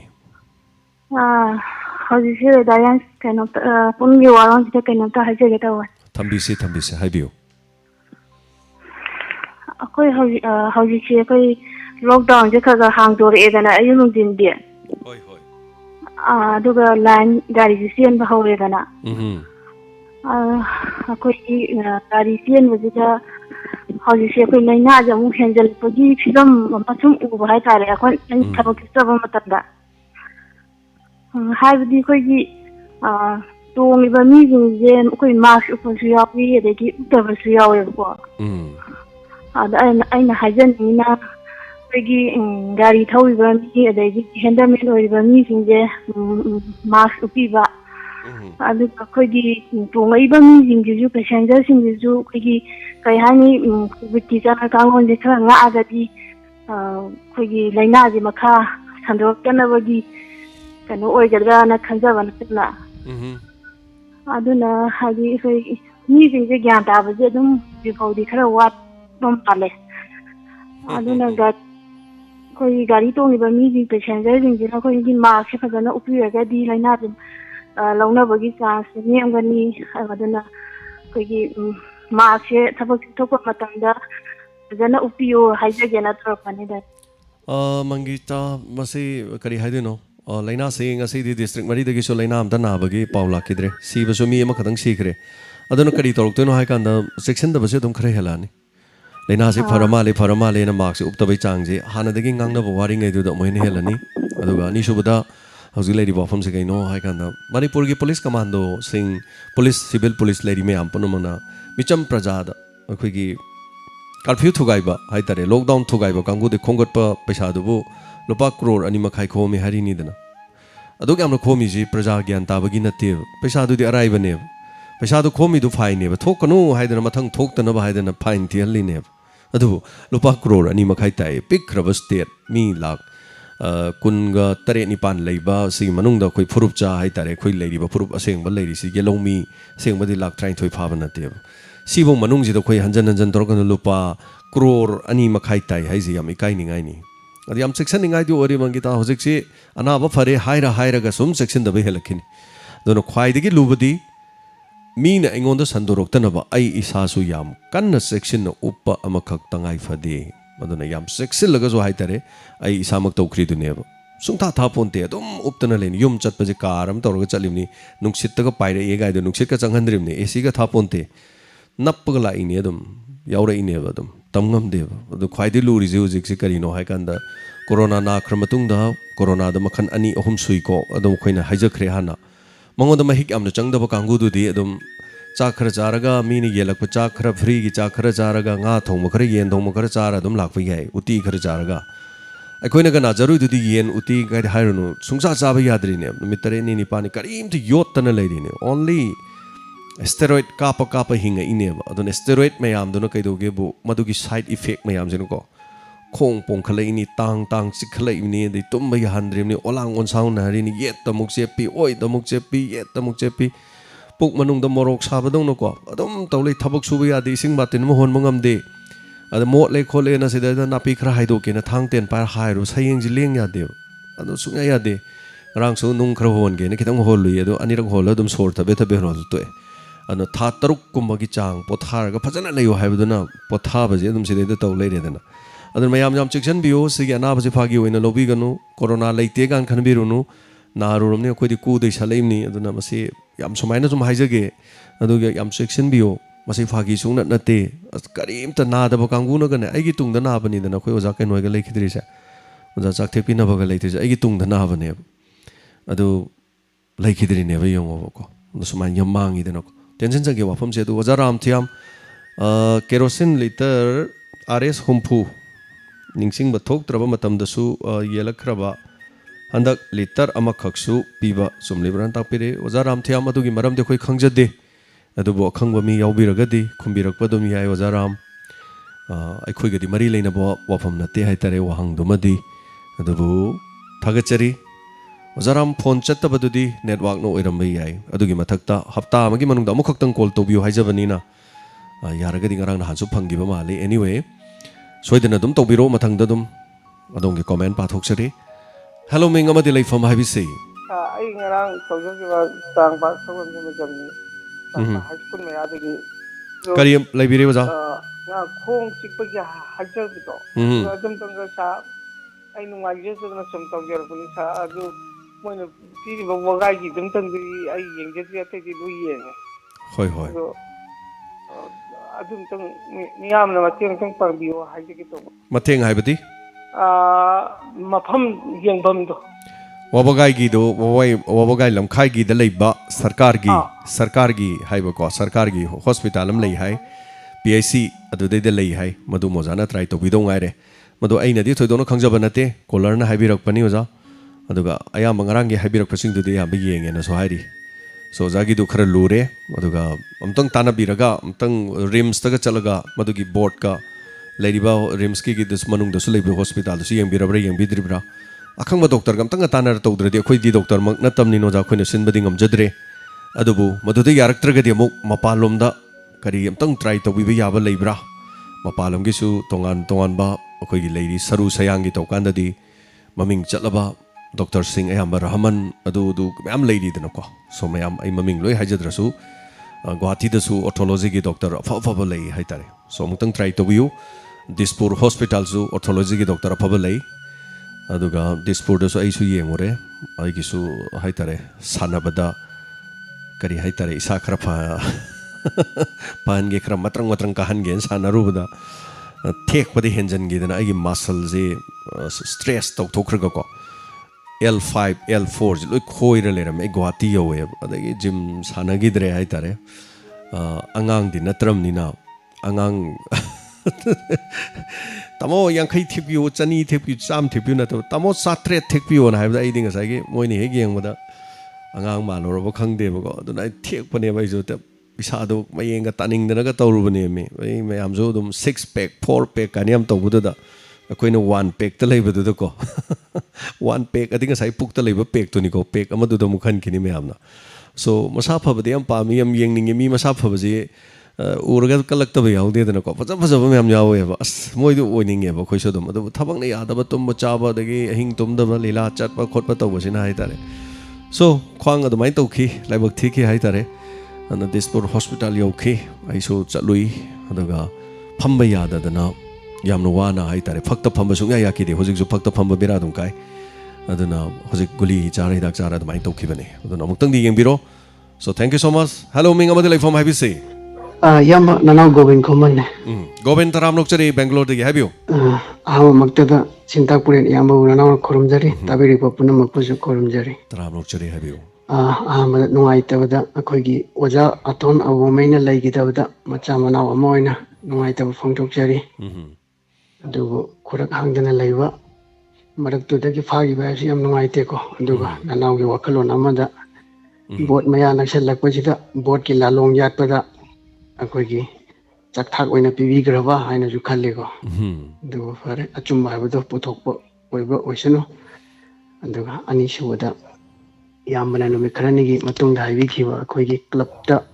politics jang da ba ji masi yam chume politics jang agadi club adu makhong nom bahura bani ko aduna yam chokthok jang ba amana akoigi nanau ju lamna lejiraga ju club ki member am ojeri KYBO club haibisi akoi foundation tawgiba matamda akoidi angam athau kawde kamai tawge har kanda club tu lingkhat piramba ahan jing doina kawkhala phamal leba adumai toy ngasi ud akoi secretary president jing na ju ko sumaina sigi color gi sigi color ta chat pana laite ba ko adaini yamna thagat jawa moi gi thamoi jing ju ko sumaina to haningi koi iram danda leba club sing jina sigi de club lep to mayam member jing jo no na pam janing ma chat ko kisu kai ba laite na ko club ta politics khai je subu pusan da ba sing na na pam ja ba yam chame Govind haibiri wa from the madoni aina haizagi base club na mayam khabar daga haiba ta ba yam noi te ba adu club ki aduna sengdokchari ga haraga adugi wafam do adun haidul lali songi BJP gi adun haiduna chummi anatra BJP duna lali sigi congress tuna chummi gaina machu magi waga ngangak ba de smain to ba adigi akoigi CSO sing haitare Manipur da lebiriba akoigi damakta sibana aba khangdani ramdam sing honari police na koitan tan jail ga leidana phu dana chai jadana samain to leire khara leira kanda adugi dol da bhol lepe haigumba si thamoi de yamna tana thinma chama nei Govind aduna politics yauge tauge haragadi yes toga akoigi luchingba do club tu dagi tokpiraga yaubio kaim kai leite aduna CSO sing luchingba leader ne na harakanda madugi marom da thabak do tawtaradi wakhan do kainom da chatle aduna punamak se club khaki wana te punamak mayam haitare so maira pai bi haire na maira pai bi chowa thodang lori ni ima maira pai bi leram barang asi masa sing bu phiba nung do konsin du na thamaga mayang sifai kaya de ngak thok tu na set na mun na macha kaya gi thawai kalak libani maira pai bi sing na adum no ba sing aduna su bot maya he yoksal khoi maira pai bi na adu gi congress tu sogalle adu maira pai bi sing na BJP tu sogalle haira di madu ta ba da maring marang ba adu ga tauhei da ba thabak ni hai tare akhoi lamdam di akhoi club sina bot ti adu da loine chogat chare ga na loi hai ba gumba sogat ta ba yaurung ga ne ba marak tu da aduna club kumba yaring di sigum si to biroi da bani adu ga to phom ju sung thok thok te madu gi rule da du main torog di madu club hai ba du kaude club hai ba si kari no hai ba manung gi artha du ma khang ba nei na bam change aduna masi punamak sini aduna vote tobiu lepiu punamak hona biu amagi chenbiu amai chenbiu kanam da thingde aduga dol amada club to kamai pusan basi am nungai ti haitare so loina makki wana te khara di adum yawe aduna Govind thank you so much habira kwasigi damak amona review torok pa haitare aduga akhoi gi ramdam se mi yam de ba yam de asuk yam ni yam kidraba khoi masen se karak gengsin na dana amana amagi mafam amta pina dre muk toiba sor hon pham leitre ai mangai re na loina thekal aga loi leina re adugi matam du tawle de khoi karam kana malem sida lamjen yaw bungam doino ꯍꯧꯖꯤꯛ ꯑꯩꯈꯣꯏꯒꯤ ꯃꯥꯡꯗ ꯁꯥꯟꯅꯔꯤꯕ ꯇꯧꯔꯤꯕ ꯍꯥꯏꯔꯒꯗꯤ ꯑꯩꯈꯣꯏꯒꯤ ꯁꯥꯟꯅ ꯈꯣꯠꯅꯕꯅ ꯃꯥꯂꯦꯝꯁꯤꯗ ꯑꯩꯈꯣꯏꯒꯤ ꯀꯜꯆꯔꯅ ꯃꯁꯛ ꯇꯥꯛꯏ ꯁꯥꯟꯅ ꯈꯣꯠꯅꯕꯅ ꯃꯁꯛ ꯇꯥꯛꯏꯕ ꯁꯥꯟꯅ ꯈꯣꯠꯅꯕ ꯂꯩꯔꯤꯁꯤꯡꯗꯨꯗꯤ ꯋꯥꯔꯀꯥꯟꯗ ꯁꯥꯟꯅ ꯈꯣꯠꯅꯕꯗ ꯃꯇꯦꯡ ꯄꯥꯡꯕꯤꯒꯦꯅ ꯁꯤ ꯑꯉꯥꯡꯁꯤꯃ ꯁꯥꯟꯅꯔꯤꯅ ꯂꯩꯀꯥꯏ ꯑꯃꯅ ꯀ꯭ꯂꯕ ꯑꯃꯅ ꯁꯞꯄꯣꯔꯠ ꯇꯧꯔꯒ ꯇꯧꯕꯤꯕꯗꯨꯗꯤ ꯏꯌꯥꯎ ꯌꯥꯎꯗ꯭ꯔꯤꯕ खाइनरकान से आगांगजिम मालेमसिगे अदु ओरकनी मथंगी ओलंपिक दसी ओरकप यायना कनाना ngasibo खाइनरगा पैसा पीबजे यावरगे काहेने यावद्री ngarang nahanga लेवागी केनोनगा तौदन एलएमजी नगा तौदना आगांग सानाबा फुटबॉल गिनेना वांजिंगदे आगांग अमा बेंगलोर साना चपद प्लेन टिकेट कपंगमदरेना कपमदि तागी को सुमाइनगा तौबजे याम तांगे अदुना याम योखत पीबा चंगे अइना मना लौरा अकांदा मना द चेंसन बिरगा खोबा खुबीबगी महुत अइना मना लौद्रिङैदा अइना होनजरिङैदा मयामगी करिगुम मतें खरदि चंगे हाइतारे अदु सिगुमबसे इरै लैते अखोइ लमदमदि सोरात सोलबा मतुंगदा सोरात फजबा सोनबा तानै सोरातुदा लैखिद्रबा अहन्दो माना लैरिङै मतमदा nga अपेटपा म पिजबदि कनामता तानादेबा सोरात की मतुंगदुदो मा सिग्रकांदा ममानी मपानी हाइदना फजनमनि मी ममांगदा इकाई इपागिनी इमागिनी तौसेना पुखम अपाक अपाक अपाक सोरातु चलोर फजना केजल मखुत ओइना दु पुखम अमम पु लाकदो कोन फेंगबा चतपा मालेब आइदि सुंगपाम पमजदे एगी मोतदि अदु कोनगा पाइर लाकबदु फजना पॉलिथिन द पेक का तौरगा योमसल पिरकपोरदि खरगा फैको अदुना फजना केर चलनी ऑफिसर जो चलनी पैसा पाइब जो चलनी लायरबसु चलनी लोइना चलनी दुगा मखुतो पुखम अमम पाइर थादोरेबा अदु चाक नीरु मालेबा दुइ थबकतो याम फजदे अदुना ममा मपा सिंगदुना लैरिङै मतमदा nga अपेट पम पिजद्रगा सोरातुददि मचिन मनाव दुन गप सप तवे अइना चानबा पुथोगे तन येलगे ताजौना पुखम येलो तातोन अदु तौरोन तवे सिगी अहन्दुना nga अपेट पम तुंग चादे थक थक थक थक मंगै निक्तना लेयो मयामना दैदो लुपा चौंगा चौंगा लिसिंग अमम पिदौ सरुकुदि मीदुना नारिङैदुदा ओइना हिदाक गुली इमतसु चाजनी पैसादु खितंग पिबिरदि मतेंग पांबिदि सोराति सोंद्रसु याय मी हराउनमनि कै काननी पैसा मयाम मांगनमने अदुना थगचरी थरोमसिदा हाइबिरकबा सिगिदमा कतुगा मसिगी वाफमसे मथंगी कॉलर अमदा खुदोंचाबा मु पिजगे अदुगा कनाना करी हाइरे हाइबदु यमिनसि कॉल अमदि तत्खरे मसिगिदमा ngakpigani amuk hana tawbiro hello मिंग अमदि लैफम हाइबिसे सर अवानी मुंबई लुकोने सर हाइबिसे करी हाइबिनिंग वीरे सादा वन बुनी वारन सादा फोंटोक्सेबा सा हाइबियो हाइना हाइजनदि अखोइगे जाकिपी वजानबा लगिदबा मसुंगसिंग तमनी की निकिताननबा पोरकलिबा अनिदि मफमदा लाइमन की थोंगा नुंगाइतबा अवाबा फोंटोक्सेरि सा अदुगा सा अइना हाइजनिंग मुना अखोइगी इसाइली लागी इसाइजिंगे सा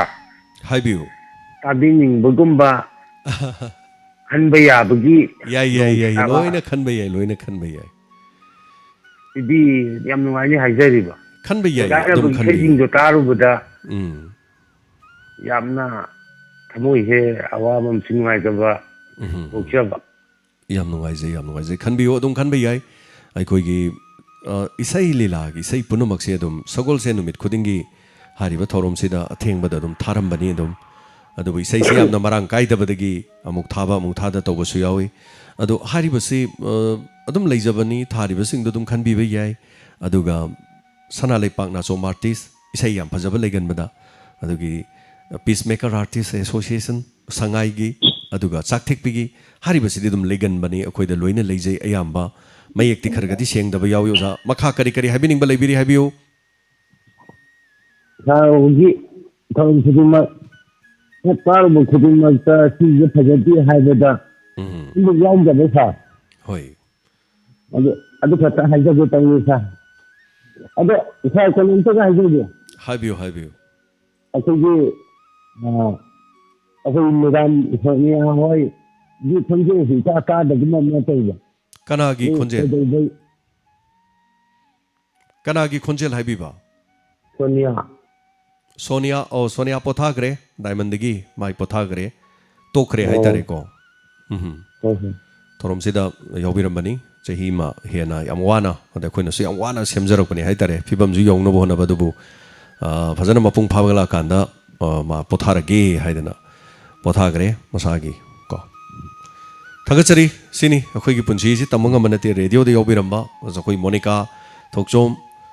डायमंड रेडियो हौदोरकपदा याम वाना यावबिरमी अदुबु पुंसीगी खोंगचत अमदा मयुम पानबगी तंकक अमदा चलुरे aduga mayum pale madugi matungda haitare thabak khara komjabadagi wana haujarakpanina amuk hana amuk changai ꯑꯩꯈꯣꯏꯒꯤꯗꯤ ꯀꯔꯤꯁꯨ ꯇꯝꯕ ꯉꯝꯗꯦ ꯍꯥꯏꯇꯥꯔꯦ ꯋꯥꯅ ꯍꯧꯃꯤꯟꯅꯔꯛꯄꯅꯤꯅ ꯃꯗꯨꯅ ꯃꯥꯅ ꯑꯃꯨꯛ ꯍꯟꯖꯜꯂꯛꯄꯗ ꯑꯩꯈꯣꯏ ꯃꯣꯅꯤꯀꯥꯁꯨ ꯑꯗꯨꯝ ꯇꯔꯥꯝꯅ ꯑꯗꯨꯝ ꯑꯣꯏ ꯅꯨꯄꯤꯗꯤ ꯃꯁꯤꯡ ꯍꯟꯊꯔꯛꯄ ꯍꯥꯏꯇꯥꯔꯦ ꯍꯥꯟꯅ ꯂꯩꯔꯝꯕꯗꯒꯤ ꯁꯣꯅꯤꯌꯥ ꯇꯣꯛꯈꯤꯕꯗꯒꯤ ꯅꯨꯄꯤ ꯑꯃꯃꯨꯛ ꯍꯣꯔꯛꯄ ꯑꯗꯒꯤ ꯑꯟꯖꯂꯤ ꯊꯣꯛꯆꯣꯝ ꯃꯍꯥꯛꯁꯨ ꯃꯈꯥ ꯇꯥꯅ ꯒꯨꯖꯔꯥꯠꯇ ꯃꯍꯩ ꯇꯝꯕꯒꯤ ꯂꯩꯈꯤꯕꯅ ꯍꯥꯏꯇꯥꯔꯦ ꯁꯣ ꯑꯩꯈꯣꯏꯗꯤ ꯒꯦꯞ ꯈꯔ ꯂꯩꯔꯛꯄꯗꯒꯤ ꯍꯣꯠꯅꯖꯕꯅꯤ ꯁꯣ ꯃꯤꯡ ꯑꯃꯗꯤ ꯂꯩꯐꯝ ꯍꯥꯏꯕꯤꯁꯤ ꯁꯥꯏ ꯊꯧꯕꯥꯜꯗꯒꯤ ꯆꯥꯎꯕꯅꯤꯗ ꯍꯥꯏꯕꯤꯁꯤ ꯀꯔꯤ ꯍꯥꯏꯕꯤꯅꯤꯡꯉꯤ ꯑꯩꯈꯣꯏꯒꯤ ꯃꯤꯅꯤꯁꯇꯔꯗꯒꯤ ꯐꯠꯇꯕꯗꯤ ꯈꯣꯝꯗꯣꯛꯅ ꯑꯩꯈꯣꯏ ꯒꯥꯔꯤꯁꯤꯡꯁꯦ ꯍꯣꯏ ꯃꯁꯤ ꯂꯥꯛꯇꯕ ꯀꯨꯏꯔꯦꯕ ꯍꯣꯏ ꯌꯨꯝ ꯇꯧꯔ ꯂꯩꯕꯗꯩ ꯑꯗꯨꯝ ꯁ꯭ꯋꯥꯏ ꯂꯥꯛꯇꯕ ꯑꯗꯨ ꯌꯥꯔꯒꯗꯤ ꯑꯩꯈꯣꯏꯒꯤ ꯐꯠꯇꯕꯗꯤ ꯃꯌꯥꯝꯁꯦ ꯌꯨꯝ ꯌꯨꯝꯗ ꯂꯣꯏ ꯄꯩꯁꯟꯅꯗꯅ ꯃꯔꯨꯑꯣꯏꯅ ꯀꯔꯝꯕ ꯂꯩꯀꯥꯏꯒꯤ ꯑꯣꯏꯕꯤꯔꯕꯅꯣ ꯑꯣꯖꯥꯒꯤ ꯂꯩꯀꯥꯏꯗꯣ ꯍꯥꯏꯕꯤꯌꯨ ꯑꯗꯣ ꯀꯩꯅꯣꯒꯤꯅꯦ ꯊꯧꯕꯥꯜ ꯃꯤꯅꯤꯁꯇꯔꯗꯒꯤ ꯅꯀꯣꯟꯗ ꯂꯝ ꯀꯩꯅꯣꯒꯤꯗ ꯂꯩꯀꯥꯏꯗꯤ ꯀꯔꯤ ꯂꯩꯀꯥꯏꯅꯣ ꯑꯣꯖꯥꯒꯤ ꯂꯩꯀꯥꯏꯗꯣ ꯀꯔꯤ ꯂꯩꯀꯥꯏꯅꯣ ꯀꯩꯅꯣꯅꯦ ꯋꯥꯔꯗ ꯅꯝꯕꯔ 8ꯇ ꯑꯣꯀꯦ ꯋꯥꯔꯗ ꯅꯝꯕꯔ 8ꯇꯁꯨ ꯍꯧꯖꯤꯛꯁꯤ ꯄꯣꯠ ꯆꯩ ꯃꯌꯥꯝ ꯄꯩ ꯂꯩꯔꯦ ꯅ ꯇꯥꯛꯄꯤꯕꯅꯤ ꯍꯣꯏ Thank you so much. Hoi hoi mari leinaba singna tabi boisunu ko. Ward number 8 ta municipality gi amor akai khomdoruktre habani. Thank you so much. Thagachari. Aduga Rita akoi gi Zoom meeting da lakpiba Rita gi sound thokte, video thokte. Rita video thoktraga su sound tholaga dia dongi se packet chabai yare. Rita gi do audio do akoi gi chakhai ma chinga leibirongani. Unmute amta tobiyo mute ta leire. Unmute hek tobaga ai adom packet charake. Rita tabiragadi thoromsida Rita gidu sound thokte aduna ikhoina lokhachaba ngamjadre waro biroi Rita adum ngaijari adongi sound do thon biro hello ming amadi lai form haibisi sare haro bigi comment dam radio gi mamang da laisan mane yadre adongi khonjel habiu sa ya gira bra habisi sa ai sa kanone ai sa program mata ko si kanone mai ni sa Rita line da lebiyo Rita lokhachage aduga marak sida caller ma leiri caller sige hek loibaga Rita lokhachage Rita ngakta ngai bisi habiyo jiban kari habiningi sa kanone sa an rei ai sei jabban na lai da bi matang da awa ka pondoi da sa habiyo sa ai so isai nila gum yam na zum pamjaba ama oina zum tawjeba tamago ta mama yi ari ba sai tamo se lila zik mawang da kolam sabi rakra lila gi ari ba sai gara ya tamo ko da pun lewi hajere ba ko hoi ta mama lai gi khoimu gi dasa na satek bi gi lila ma sana bi ta habiyo som habiyo wari do adu gi sai du lewi bra Madu akhoi da lila oina lergadi leini lila oina tabi dragadi madu leiroi komugi da sadu leitaba mali leitaba lila sudum yawe akhoi da leitragadi loina makti leite jiban aduga leibi ba isinau singna pibirak pasu yawe aduga akhoi da di leitaba mali komugi da sase du leiramagadi lila du lergadi sei leini haitare maram di sei du lila du de kaktoine ba tawa adu pagwan du dai da audio ra leiba ta du sing amda kanadagi Sidi da sinobugi kudong jaw dum tamako da leigadra akhoi da di leijade ado hoi imphal gi mafam matai da onthokpa khotokpa sudum yawi kanaguma tape recorder fazana khongba yaba audio da output puthokpa yaragadi akhoi sida sudum sem yani sini le was ko so thagachari jeban thank you so much Rita lakpisi Rita habisi ngasigi thorom sida saruga beriba Rita hello Rita gi account da changbirakpa ming habisi Hello, Sir James. I lang thawal mayay lambi dagi lang thawal chingsuba mangalsna. Taram lokchari chingsuba mangalsna sar thagachari thorom saruga biba habiyo kari habining Sir James ko ahan do makta da kurumjari taram lokchari kurumjari habiyo aduga aina hajading mana sa ngasi si sumna zoom meeting si amukta haijagena manabamgi matingda tamjabani ado khangakpasi yam thina sarbu thagachari hoi ado video su uhan be yai video di thon bidre video do su video gi mamai du dam tang tak ana thengbira di video da sakai angam ngam chingi do madu am tang tak ana thengbi targa di adong gi saktham ju udoini yes amuk thola me yes thoe adong gi saktham ju ujare ado haibi si adum laptho adum haibi si mai yam naksan bidana ko adum mang da thama adum haibiu yes mayam do honjage haibiu sagi spectator tayai do tabada adumuti nuaije yes duga kitang sagida aina sum penjadaba amakatana sagi James ki kogi nupi ki konjel se nupi konjel du dai nupi konjel sabai te hoi formalities ai tare magi type tuni mong nupi gi type ai tare moi tamo ka haibadu wani ata chapsalaga ai tobodu di haitre madu chana de koi masi kano gi drama da di hai tare ko mono drama da di adu chana de aduna punamak tu de ina saba ngamoi aduna habi se oza makha habi se aduga sagi program kudimakta loimo apen do puna hauze aduga aina yamna pamna tajabadi spectator tayai aduga atai pukning gi waron loimak sigi matungda koi gi manipur horror story singsina aingonda nungaijaba penjaba ma bhaujai thank you yam nungaijai thorom saruk ya biba masi haga sa masi haga loisanjage ngasi thank you yam nungaijai saruk ya birak pasegi dama thorom sida sini jo meeting da saruk ya ba hairgadi haitare so hello minga made life mai bisi bungo imani lamding kunaugi imado hoi ha haibiu kari wafam pukat piningi haibiu Jana ngarang han kanagi pelila do nungai na haje taw dam nungai zai habiu sina loi biro jana taw wa punu makse nungai pangata oirabanina na de kana isa ju leiba oyo ko now jo na de kan lega khani lega ima de amukamu ai gi isi mana phone taw biwa na harakpa ma ta chachi edana hoi mutang lakhini ma jo mutang namu lambadagi phone da tawda tawdre ima da thaba ingang ta thokko honari ga lila de gi kaino di tai dum ayu nundang ayu ngin di ta ba phangje nundang di dum ta jari thaba ingang ta thokko ni na hoi to haijage tawni dai bu thank you yam nungai zai saruga biba tabiba ima khoi meam tonga manipur gi kasin kya mapuna maktagi tabiri basing haijaba tare koina tawjadu thabak ta mafam pibiba hai tare adu ma punsi se ishorna tambana ma koina oibana ma koi gi laibak tana ma bidhina ma tamamana ma aiduni dum mapok khrathi ba hai gadra kari hai dunu punsi ana abane yo maga lei punsi se ana aba ma yam je fight tawduna lantheng naraga ngasi phawa dum lakchari ni ma aduga kari hai tare yam chamna hingba chamna chaba chamna honaba chamna mingonda kaidana landana khotana na haiba ideal haigadra yam pamjai afaba mi gi wari taraga matau tamningi matau tamaga lai lekai da afaba mi me yawbada afaba mi dugi matau tamna bohonai afaba mi gi wari paruraga afaba mi dugi mong matau tawna na bohona rei aduma aduba punsi da leramba sabam hai tare aina igi sabam jada bani na aina yam kanu honaruba khara hai tare ko khara hona jarubaduna mahi khara di kona adum phangjai adubu punsi gi tangkak ta lantheng naruba mayam aduna soi ki ba khongpham khara na hai tare isa gi di yeng hongdabani na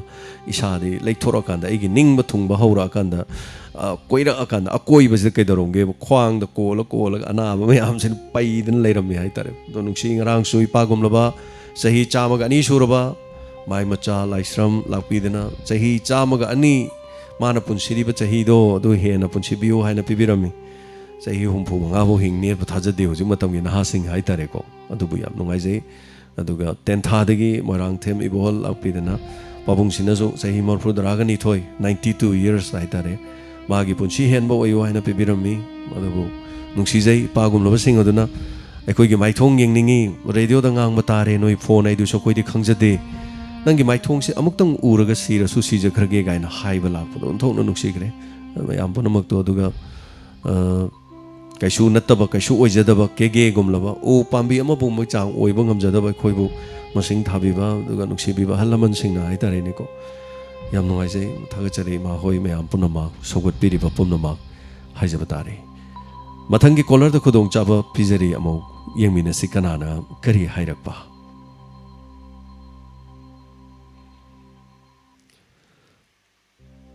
ꯑꯩꯈꯣꯏꯒꯤ number 9077282001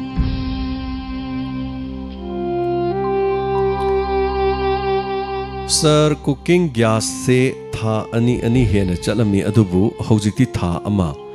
wana chatle corona lakpadagi hai masi corona cooking gas is corona nabu oiba tai suma hai tarini mathangi kolar manoko chage hello ming amada like from ibc hello ozo jamsa ikero din ha kwa kaitin dagine ibc oza Tazari make sing Tazari have you Zakari Wapam lay have you? Oh, I radio the Kitty say, I'm no idea, Koi Sagi program, I'm no idea, Tazay, but I'm Punamata. Aduga, Wapam, in a Pontoni Wapam College. Hoi. I know Pontoco, the Wapam, my young lady, my mother, but don't want to be the Targa so Pacific, no one can get the Wapam College. Habi Suza. Hello? Habi C. What's up, make sing Tazari have you? Oh, Masi can I want the Karigumba, me quite another Lena Hanga, I tell you. Have you? Lena, I miss the Kaino, who was not a neighbor. Makuna Saga, high, doctor, skin disease than skin disease, I'm young. Skin disease, young as doctors, I mean, Dr. Manipur, skin doctors, you know, young ever. Is Tarazu, the Jelzy Pangava, the game color, got a Mittakano Ukalak. This is the Kogi Mamit Managapan, the Makutkapan, the Managapan, the Makunda High, the Lero. Pamba and Yellow Nico, Taiping the Nico. The massage of the Mako Magdam, the skin is a Kogi, Mikishalazu, or Kogi, skin is the gear, Kogi Makuka, many. Mahik can't get the Funga from the Titan, you can't get them fire than there. A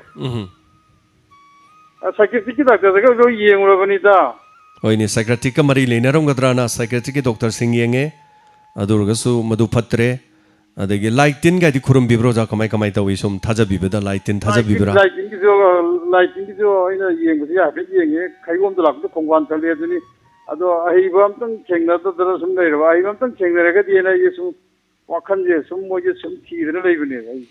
So, Habiri Wapam the Sini, Akoya Dorgadi, Tabiri Mayam Ponomokta, Hariba Sigumalayon, Laina, Sida, Kangba Yauragadi, Kadai, the young Pam Labage, Natraga, young Pam Lergadi, Matatapio, a Hibagi Warol Male, or Zagiziko. Oh, money, as I give Laina,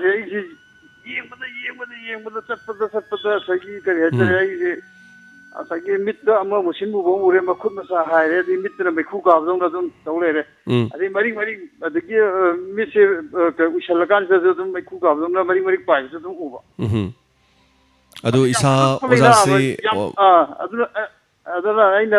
didn't say, Mayana Tav, you know, I want the cunning idea over. Yes, it was an Habik, I was him, I am not Tajabiroi. Adubu, Ozan Norman, or in a lady, Adumwari Sanabayari, was an hour at Chapanate. They give herring during the Bonate. Atai Chaba Takpa, Atai Tumba Chaba Kopadi was I Abidabra take a rickery. I am on the market. I think I'm going to crash here. I think you should come driven. I think the Pamaga, Maga, young, another way of that in my young, no one like that to me. I must see Tonga, I am another way now into the innocent young with the Sumasi, take another to do. I have a dinner when you have money for you. Hoi uza marakta kanagumba tabi yaurgadi ngasigi thorum sigi haitare minute khara leijari minute tara mangagumba si manungda maiba oiro maibi oiro doctor oiro adu maina tawba yaubi khiba faba yau khragadi mayam caller singna haibirakpa yai aduga message oina thabira su yai masi yamna lubo afam amni aduga masi kanone marakta ina skin da khogi ai khudang wati matikse 제가 거기 풀이 여기를 뽕깔라가 타갈라가 땅땅가서 좀 방전비 붙사가 좀 스킨 디지스가 풀이 부항이 때도 또 들어든 레기니 버터지 아두가 코레바 좀 참치 들어 코피 남비 또 이푼마 품바이도 나도 마이까지 좀 모바일 바이도 그 노원하고 아포고 바이가 노원하고 아쿠포 바이가 안 아프니 미 또지 미 강디 견다드레 ꯑꯗꯣ ꯑꯣꯖꯥ ꯑꯩꯈꯣꯏ ꯂꯣꯏꯁꯤꯜꯂꯛꯄꯗ ꯑꯣꯖꯥ ꯑꯩꯈꯣꯏꯒꯤ ꯁꯥꯏꯀꯦꯇ꯭ꯔꯤꯁꯀꯤ ꯗꯣꯛꯇꯔꯁꯤꯡꯅꯗꯤ ꯀꯔꯤ ꯍꯥꯏ ꯃꯈꯣꯏꯅ ꯐꯔꯛꯀꯅꯤꯒ ꯍꯥꯏꯕ ꯅꯠꯇ꯭ꯔꯒ ꯀꯔꯤ ꯃꯈꯣꯏꯒꯤ ꯀꯔꯤ ꯄꯤꯕ ꯂꯩ ꯑꯣꯖꯥ ꯋꯥꯔꯣꯜ ꯁꯥꯏꯀꯦꯇ꯭ꯔꯤꯁ ꯗꯣꯛꯇꯔꯅꯗꯤ ꯀꯔꯤꯒ ꯍꯥꯏꯔꯛꯄ ꯂꯩ ꯑꯣꯖꯥ ꯁꯥꯏꯀꯦꯇ꯭ꯔꯤꯛ ꯗꯣꯛꯇꯔꯅ ꯁ꯭ꯀꯤꯟꯗ ꯆꯥꯂꯣꯟ ꯊꯥꯖꯤꯜꯂꯛꯑꯦ ꯑꯩꯒ ꯃꯣꯏꯒ ꯋꯥꯔꯤ ꯁꯥꯟꯅꯕ ꯃꯇꯝꯗ ꯃꯁꯤ ꯁꯥꯏꯀꯦꯇ꯭ꯔꯤꯛꯀꯤ ꯄ꯭ꯔꯣꯕ꯭ꯂꯦꯝ ꯅꯠꯇꯦꯗꯤ ꯈꯪꯕꯗ ꯁ꯭ꯀꯤꯟꯒꯤꯗꯣ ꯆꯪꯉꯣ ꯊꯥꯖꯤꯜꯂꯛꯄ ꯇꯧꯔꯤꯁꯤ ꯑꯣꯀꯦ ꯑꯗꯨꯅ ꯇꯧꯔꯤꯕ ꯑꯅꯥꯕꯁꯦ ꯑꯩꯁꯨ ꯒ꯭ꯌꯥꯟ ꯇꯥꯗ꯭ꯔꯦ ꯑꯅꯥꯕꯁꯦ ꯑꯗꯣ ꯀꯅꯥꯒꯨꯝꯕꯁꯤꯡꯅ ꯅꯉꯣꯟꯗ ꯐꯣꯟ ꯇꯧꯔꯛꯑꯒ ꯈꯣꯠꯂꯒ ꯍꯥꯏꯔꯛꯄ ꯌꯥꯔꯒꯗꯤ ꯑꯗꯣ ꯑꯩꯒꯤ ꯅꯝꯕꯔꯁꯤ ꯑꯝꯇꯪ ꯁꯦꯞ ꯇꯧꯁꯟꯕꯤꯔꯒ ꯄꯥꯎꯗꯨ ꯑꯝꯇ ꯐꯥꯎꯅꯁꯦꯕ ꯊꯥꯒꯠꯆꯔꯤ ꯑꯣꯖꯥ ꯀꯅꯥꯒꯨꯝꯕ ꯈꯪꯕ ꯂꯥꯏꯇꯦꯟꯒꯤ ꯃꯔꯝꯗ ꯑꯣꯏꯔꯣ ꯗꯣꯛꯇꯔ ꯑꯣꯏꯔꯣ ꯁꯤꯅ ꯐꯕꯅꯤ ꯍꯥꯏꯕ ꯂꯩꯔꯒꯗꯤ ꯁꯣ ꯃꯌꯥꯝ ꯄꯨꯝꯅꯃꯛꯇ ꯍꯥꯏꯇꯥꯔꯦ ꯇꯥꯕꯗꯗꯤ ꯉꯛꯑꯅꯦꯅ ꯑꯣꯖꯥꯗꯨꯅ ꯉꯁꯥꯏꯅ ꯍꯥꯏꯕꯤꯔꯤꯗꯨꯅꯤ ꯃꯤꯠꯇ ꯁꯨꯃꯥꯏꯅ ꯎꯔꯒ ꯂꯩ ꯍꯥꯏꯁꯤꯅꯤ ꯑꯗꯨ ꯀꯅꯥꯒꯨꯝꯕ ꯇꯣꯟ ꯁꯔꯃꯅꯁꯨ ꯍꯥꯏꯔꯤ ꯕꯨꯠ ꯇꯝꯅꯔꯦ ꯍꯥꯏꯕꯁꯨ ꯌꯥꯎꯔꯤ ꯑꯗꯒꯤ ꯑꯃ ꯑꯣꯏꯔꯦ ꯃꯁꯤ ꯏꯁꯥꯗ ꯊꯣꯛꯇꯕꯅꯤꯅ ꯑꯣꯖꯥꯅ ꯉꯁꯥꯏ ꯍꯥꯏ ꯑꯩꯒꯤ ꯋꯥꯔꯤꯁꯤ ꯇꯝꯕ ꯃꯇꯝꯗ ꯃꯤꯌꯥꯝꯅ ꯊꯥꯖꯔꯣꯏ ꯑꯩꯒꯤꯁꯤ ꯃꯌꯥꯝꯗꯒꯤ ꯈꯔ ꯗꯤꯐ꯭ꯔꯦꯟꯠ ꯑꯣꯏꯔꯦꯅ ꯑꯣꯖꯥꯅꯁꯨ ꯇꯥꯛꯄꯤ ꯊꯦꯡꯛ ꯌꯨ ꯁꯣ ꯃꯆ ꯑꯣꯖꯥ ꯃꯌꯥꯝ ꯀꯔꯤ ꯍꯥꯏꯔꯦꯕꯁꯨ ꯇꯥꯃꯤꯟꯅꯁꯤ ꯑꯗꯨꯒ ꯍꯟꯅ ꯁꯤꯒꯨꯝꯕꯁꯦ ꯄꯨꯟꯁꯤꯒꯤ ꯇꯥꯡꯀꯛꯇ ꯍꯥꯏꯗ꯭ꯔꯦ ꯃꯤꯠꯇ ꯁꯨꯝ ꯎꯔ ꯂꯩꯕ ꯀꯅꯥꯒꯨꯝꯅ ꯍꯥꯏꯕꯤꯔꯤ ꯑꯩꯗꯤ ꯁꯨꯝ ꯎꯔꯤꯁꯦ ꯃꯤꯠꯇ ꯎꯔꯤꯁꯦ ꯃꯗꯨꯃꯥꯏꯅ ꯇꯧꯔꯗꯤ ꯇꯝꯅꯕ ꯑꯩ ꯁꯤꯔꯅꯤꯅ ꯍꯥꯏꯕꯁꯨ ꯌꯥꯎꯔꯤ ꯅꯥꯎꯕꯀꯦ ꯑꯁꯦꯡꯕꯅꯤ ꯁꯥꯔꯅ ꯃꯗꯨꯗ ꯃꯥ ꯇꯧꯔꯤꯁꯦ ꯌꯥꯝꯅ ꯑꯩꯅ ꯇꯥꯛꯄꯤꯈ꯭ꯔꯦ ꯁꯣ ꯊꯦꯡꯛ ꯌꯨ ꯁꯣ ꯃꯆ ꯍꯥꯏꯕꯤꯔꯤꯕ ꯑꯁꯤꯒꯤꯗꯃꯛ ꯑꯗꯨꯒ ꯑꯁ ꯑꯩ ꯑꯣꯏꯔꯗꯤ ꯋꯥꯟꯊꯔꯅꯤ ꯍꯥꯏꯕꯁꯨ ꯌꯥꯎꯔꯤ ꯑꯃ ꯑꯣꯏꯔꯦ ꯍꯜꯂꯣ ꯃꯤꯡ ꯑꯃꯗ ꯂꯩꯐꯝ ꯍꯥꯏꯕꯁꯤ ꯑꯩ ꯈꯥꯡꯉꯕꯣꯛꯇꯒꯤ ꯑꯅꯟꯅꯦ ꯇꯥꯛꯄꯤꯌꯨ ꯀꯔꯤ ꯍꯥꯏꯕꯤꯅꯤꯡꯉꯤ ꯍꯧꯖꯤꯛꯀꯤ ꯃꯤꯠꯇ ꯂꯥꯏ ꯎꯏꯌꯦ ꯍꯥꯏꯅ ꯇꯧꯕꯗꯣ ꯍꯣꯏ ꯑꯗꯨꯒꯤꯗꯣ ꯑꯩꯈꯣꯏ ꯁꯤꯗ ꯑꯃꯁꯨ ꯑꯩꯅ ꯌꯦꯡꯖꯔꯒ ꯐꯒꯤꯌꯦꯕ ꯍꯣꯏ ꯑꯗꯣ ꯃꯥꯒꯤ ꯅꯝꯕꯔꯗꯨ ꯄꯤꯔꯒ ꯑꯩꯒ ꯄꯥꯎ ꯑꯝꯇꯪ ꯐꯥꯎꯅꯖꯒꯦꯅꯦ ꯊꯥꯒꯠꯆꯔꯤ ꯑꯩ ꯊꯧꯔꯝꯁꯦ ꯂꯣꯏꯕꯒ ꯑꯩ ꯁꯣꯏꯗꯅ ꯄꯤꯖꯔꯛꯀꯦ ꯑꯝꯇꯪ ꯐꯥꯎꯕꯤꯌꯨ ꯑꯩ ꯁꯣꯏꯗꯅ ꯄꯤꯖꯔꯛꯀꯦ ꯑꯣꯖꯥꯅ ꯁꯤꯒꯨꯝꯕꯒꯤ ꯊꯕꯛꯁꯤꯗ ꯌꯦꯡꯕ ꯂꯩꯌꯦꯕ ꯑꯧ ꯁꯥꯔ ꯃꯤꯠꯇ ꯂꯥꯏ ꯎꯏꯅ ꯍꯥꯏꯕ ꯑꯧ ꯑꯩꯈꯣꯏꯒꯤ ꯃꯥꯁꯨ ꯑꯩꯅ ꯌꯦꯡꯖꯔꯤꯁꯦ ꯑꯗꯨꯁꯨ ꯃꯥꯁꯨ ꯑꯩꯈꯣꯏ ꯌꯨꯝꯒꯤ ꯑꯀꯣꯏꯕꯁꯤꯗ ꯃꯥꯕꯨ ꯁꯦꯟꯅꯗꯨꯅ ꯂꯩꯔꯦ ꯍꯥꯏꯕ ꯌꯦꯁ ꯑꯗꯨꯗ ꯉꯁꯥꯏꯒꯤ ꯃꯥꯁꯨ ꯂꯥꯏ ꯈꯨꯔꯨꯝꯗꯨꯅ ꯌꯥꯝ ꯇꯧꯈꯤ ꯑꯗꯨ ꯁꯥꯏꯀ꯭ꯔꯤꯒꯤ ꯗꯥꯛꯇꯔꯗꯒꯁꯨ ꯄꯨꯔꯒ ꯌꯦꯡꯉꯦꯕ ꯑꯗꯨ ꯀꯣꯟꯅ ꯑꯩꯅ ꯂꯥꯏꯊꯧ ꯑꯃꯈꯛꯇꯪ ꯇꯧꯔꯒ ꯐꯒꯤ ꯍꯥꯏꯇꯥꯔꯦ ꯑꯣꯀꯦ ꯑꯗꯨ ꯌꯦꯡꯃꯤꯟꯅꯁꯤ ꯑꯩ ꯑꯣꯖꯥꯗꯨꯒꯤ ꯑꯣꯖꯥꯒꯤ ꯅꯝꯕꯔꯁꯤ ꯑꯣꯏꯅ ꯑꯣꯖꯥꯗꯨꯗ ꯄꯤꯈ꯭ꯔꯒꯦ ꯑꯣꯖꯥꯅ ꯑꯣꯏꯅ ꯐꯣꯟ ꯇꯧꯍꯜꯂꯛꯑꯒꯦ ꯍꯥꯏꯇꯥꯔꯦ ꯐꯣꯟ ꯇꯧꯕꯤꯔꯛꯂꯤꯕ ꯑꯣꯖꯥ ꯍꯥꯏꯇꯥꯔꯦꯀꯣ ꯍꯧꯖꯤꯛ ꯐꯣꯟ ꯇꯧꯕꯤꯔꯛꯑꯝꯕꯗꯣ ꯑꯗꯨꯝ ꯃꯁꯛ ꯃꯃꯤꯡ ꯌꯥꯝ ꯅꯥꯏꯕ ꯃꯤꯅꯤ ꯑꯗꯨꯒ ꯃꯥꯁꯤ ꯎꯄꯥꯏ ꯂꯩꯇ꯭ꯔꯗꯅ ꯑꯗꯨꯝ ꯍꯥꯏ ꯂꯩꯔꯕꯅꯤ ꯑꯗꯨꯅ anyway ꯌꯦꯡꯃꯤꯟꯅꯁꯤ show thank you so ꯃꯆ ꯑꯩ ꯅꯝꯕꯔ ꯄꯤꯖꯈꯤꯒꯦ ꯃꯔꯛꯇ ꯑꯇꯣꯞꯄ ꯑꯣꯖꯥꯁꯤꯡ ꯈꯪꯕ ꯌꯥꯎꯔꯁꯨ ꯑꯗꯨꯝ ꯍꯥꯏꯕꯤꯔꯛꯁꯤ ꯃꯁꯤꯅꯤ ꯔꯤꯑꯦꯛꯁꯟ ꯀꯅꯥꯅ ꯈꯪꯒꯅꯤ ꯄꯨꯟꯁꯤꯗ ꯇꯧꯐꯝ ꯈꯪꯗꯅ ꯂꯩꯔꯛꯄ ꯍꯥꯏꯇꯥꯔꯦ ꯁꯣ ꯐꯣꯟ ꯇꯧꯕꯤꯔꯝꯕ ꯑꯩꯈꯣꯏ ꯑꯣꯖꯥꯗꯨꯁꯨ ꯍꯥꯏꯇꯥꯔꯦ ꯃꯤ ꯌꯥꯝ ꯁꯦꯝꯕ ꯃꯤꯅꯤ ꯃꯤ ꯑꯣꯟꯊꯣꯛꯅ ꯌꯥꯝ ꯁꯦꯝꯈ꯭ꯔꯖꯥꯠꯅꯤ ꯃꯅꯤꯄꯨꯔꯗ ꯂꯩꯕ ꯃꯤ ꯑꯐꯥꯎꯕ ꯃꯤꯁꯤꯡꯁꯦ ꯃꯌꯥꯝ ꯁꯦꯝꯕ ꯃꯤꯅꯤ